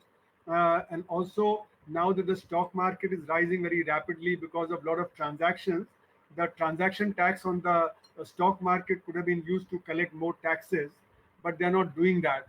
So again, it's a concession, like I said in my conclusion, it's a concession to the well-off sections and to big business that they are only depending on these indirect taxes rather than on direct taxes. They could have also borrowed more because there's a lot of liquidity in the market. It is the increased liquidity in the market that is resulting in the stock market rise. So they could have collected taxes from there also by putting a transaction tax on the stock market operations of those who are operating the stock market. And basically, the stock market is controlled by 0.1% of the population, and the number of people who are having substantial holding, maybe 3 or 4% of the population, not more than that. So therefore, again, they are not doing that because they want to give concession to those who have the wealth and who are operating in the stock market. So this is again another thing that is being shown, that the government is very pro-business but is not pro-people.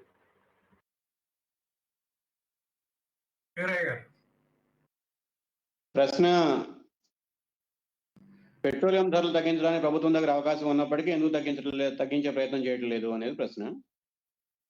Arun Kumar గారు ఇచ్చినటువంటి సమాధానంలో స్థూలంగా చెప్పుకుంటే, ప్రభుత్వం సంపన్న వర్గాలకి, corporate రంగానికి, గుత్తాధిపతులకి అనుకూలంగా వ్యవహరించాలని నిశ్చయంగా ఉంది కాబట్టి మిగిలిన ప్రత్యామ్నాయాలు ఏవి పరిశీలించట్లేదు. ఉన్న ప్రత్యామ్నాయాలు 2-3 ఉన్నాయి. ఉదాహరణకి, మార్కెట్లో వెసులువిడిగా నగదు చలామణిలో ఉంది కాబట్టి మార్కెట్ నుంచి ప్రభుత్వం అప్పు తీసుకొని ప్రజలపైన భారాలు తగ్గించే పద్ధతుల్లో ఆర్థిక వ్యవస్థని నిర్వహించవచ్చు. దానికి ప్రభుత్వం సిద్ధంగా లేదు. రెండవది, ప్రత్యక్ష పన్నులు పెంచడం ద్వారా ప్రభుత్వానికి కావాల్సినటువంటి అదనపు ఆదాయాన్ని సమీకరించుకోవచ్చు. ఈ రెండు చేయడానికి సిద్ధంగా లేదు కాబట్టి పరోక్ష పన్నులు ద్వారా ఆదాయం సంపాదించడానికి ప్రభుత్వం కట్టుబడి ఉంది. ప్రత్యక్ష పన్నులు ఎందుకు పెంచడానికి సిద్ధంగా లేరు, మార్కెట్ నుంచి అప్పులు తీసుకోవడానికి ఎందుకు సిద్ధంగా లేరు అంటే, అంతర్జాతీయంగా కొన్ని సమస్యలు ఉన్నాయి, రేటింగ్ సమస్యలు అని చెప్పని అంటాం. అంటే ఏ దేశంలో ఆర్థిక వ్యవస్థ ఎంత ఆరోగ్యకరంగా ఉంది, ఎక్కడ పెట్టుబడులు పెడితే మీకు ఎంత ఆదాయం తిరిగి వస్తుంది, ఏ మోతాదులో లాభాలు వస్తాయి అని చెప్పి వాళ్ళు విశ్లేషణ చేస్తూ ఉంటారు. ఆ రేటింగ్ సమస్యలు మన దేశంలో యొక్క ఆ పెట్టుబడికి అనుకూలమైనటువంటి దేశంగా లేదు అని మనకి ఎక్కడైనా ముద్ర వేస్తారేమో అనే భయంతో ఈ దేశంలో ప్రజలకి కావాల్సినటువంటి పనులు కూడా చేయడానికి వాళ్ళు సిద్ధంగా లేరు. మరొక మార్గం కూడా ఉంది, సెక్యూరిటీస్ ట్రాన్సాక్షన్ ట్యాక్స్ అని చెప్పని అంటాం. అంటే స్టాక్ మార్కెట్లో జరిగే లావాదేవీల పైన ఒక కంప్యూటర్ బటన్ తోటో లేదా మొబైల్లో ఉన్నటువంటి బటన్ తోటో కొన్ని 100 కోట్ల రూపాయలు ఒక సెకండ్లో 2 సెకండ్లలో చేతులు మారిపోతుంది. అటువంటి వాటిపైన పన్నులు విధించవచ్చు. ఇప్పుడున్నటువంటి భారతదేశంలో స్టాక్ మార్కెట్ మొత్తం భారత జనాభాతో పోల్చినప్పుడు కేవలం 1% మాత్రమే ఆ స్టాక్ మార్కెట్లో చాలా యాక్టివ్గా ఉన్నారు. ఆ మొత్తం స్టాక్ మార్కెట్ లావాదేవీలన్నీ 1% జనాభా చేతుల్లో కేంద్రీకృతమై ఉన్నాయి. కాబట్టి ఈ 1% పైన పన్నులు పెంచినంత మాత్రాన మొత్తం దేశానికి వచ్చే నష్టమేం లేదు. ప్రభుత్వానికి వచ్చే ఆదాయం కూడా గణనీయంగా పెరిగే అవకాశం ఉంది. కానీ ప్రభుత్వం ఆ పని చేయడానికి సిద్ధంగా లేదు, అంతర్జాతీయ మార్కెటింగ్ రేటింగ్ ఏజెన్సీలకు భయపడి.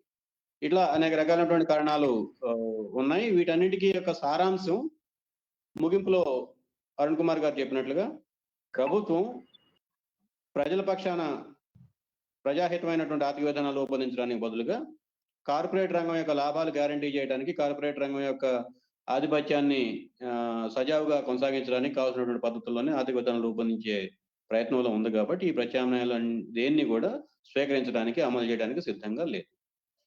Relating this, one more question: is this the reason for government not collecting loan dues from the companies? Is it the same reason for the government not collecting loan dues from the companies? So, I think the reference is to the NPAs of the banks, Yes. the non-performing assets of the banks. Why is it that the government is not able to collect that? The reason is that, you see, in India, we have had crony capitalism. And because of crony capitalism, a lot of loans have been given by the banks without due diligence. And reports of that have been coming for many years now, that due diligence is not being done. And because of pressure, the political pressure, the banks are forced to give the loans. And because the appointment of the chairman and the managing director and the directors of the public sector banks is controlled by the Ministry of Finance through the banking division, so there's a political interference there. And because of that political interference, the chairman and the managing director are always under pressure to, give loans to the favored people. So whether you can see Malaya or you can see other people, they manage to get a lot of loans when actually, the due diligence would have meant that they would not have been able to get the loans. So therefore, all these NPAs are a result of the political interference in our, the banking system. And, many of these people have taken the loan thinking that they would never have to repay it. So therefore, this NPA is the creation of crony capitalism that has grown in our society over a long period of time. Now, you see, because these people had siphoned out the money using the Hawala channels and using other channels, and that's why you see they run away abroad, because they've taken the money abroad. And once the money is abroad, then the government cannot trace where that money is. So all that you can do is you can declare the company bankrupt, but you cannot do anything more than that, because that money you cannot trace.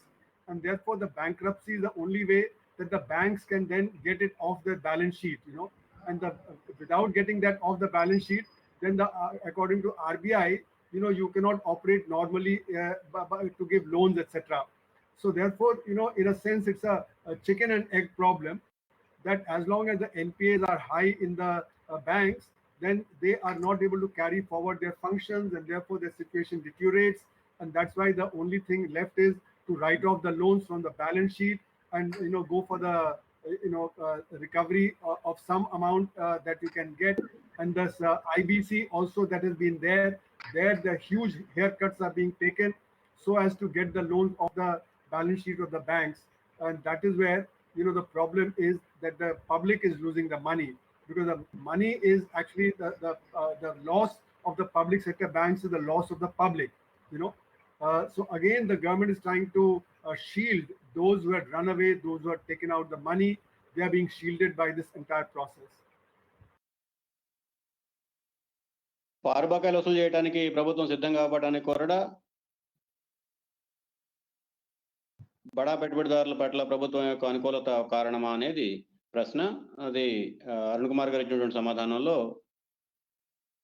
ఈ బకాయిలు ఇచ్చే క్రమంలో ఆ బకాయి తీసుకున్నటువంటి వ్యక్తి తిరిగి చెల్లించగల సామర్థ్యం కలిగిన వాడా లేదా అని ఒక మదింపు చేస్తారు. దాన్ని డ్యూ డెలిజెన్స్ అని చెప్పని అంటారు. ఆ మదింపు చేసే క్రమాన్ని, ప్రాసెస్ని సక్రమంగా అమలు చేయటం లేదు.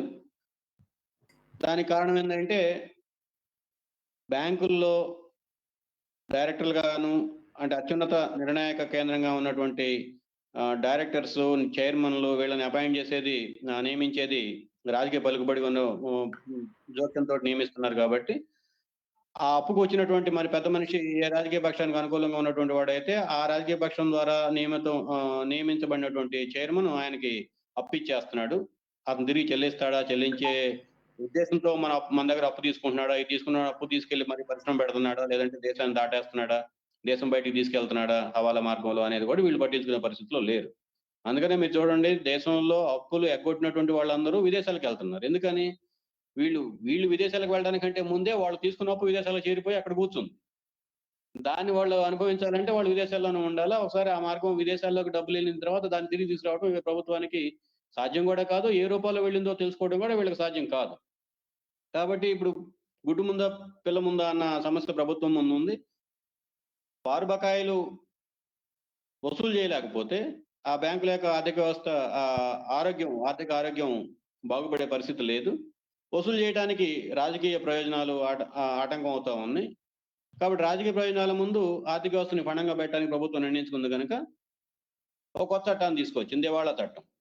ఆ దివాళా చట్టం ప్రకారం అట్లాగే ఆర్థిక వ్యవస్థ బ్యాంకులకి ఉన్నటువంటి అనేక రకాలైన రాయితీలు రీక్యాపిటలైజేషన్ చెప్పని అంటాం. బ్యాంకుల్లో తిరిగి పెట్టుబడులు పెట్టడం కోసం అనేక చర్యలు చేస్తూ వచ్చింది. వీటన్నిటి ఫలితంగా బ్యాంకుల యొక్క పారు బకాయిల మోతాదు తగ్గిపోతూ వస్తుంది. అంటే బ్యాంకులు మనకు కనిపించేది నష్టాల్లో తగ్గుతాయి, ఆరోగ్యంగా ఉన్నట్టు కనిపిస్తుంది. కానీ అంతిమంగా ప్రజల యొక్క ధనాన్ని, బ్యాంకుల్లో ఉన్నటువంటి ప్రజాధనాన్ని మరొక రూపంలో దాటవేయటానికి బ్యాంకులు ఒక సాధనంగా, వాహకంగా పనికొస్తున్నాయి. Okay, thank you. No more questions.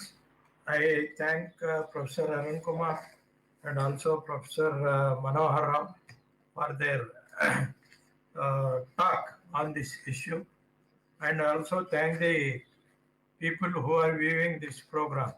Thank you to one and all. Thank you. Thank you to the organizers and thank you to Mr. Viraya for the translation. Very well yes. translated. Thank you very much.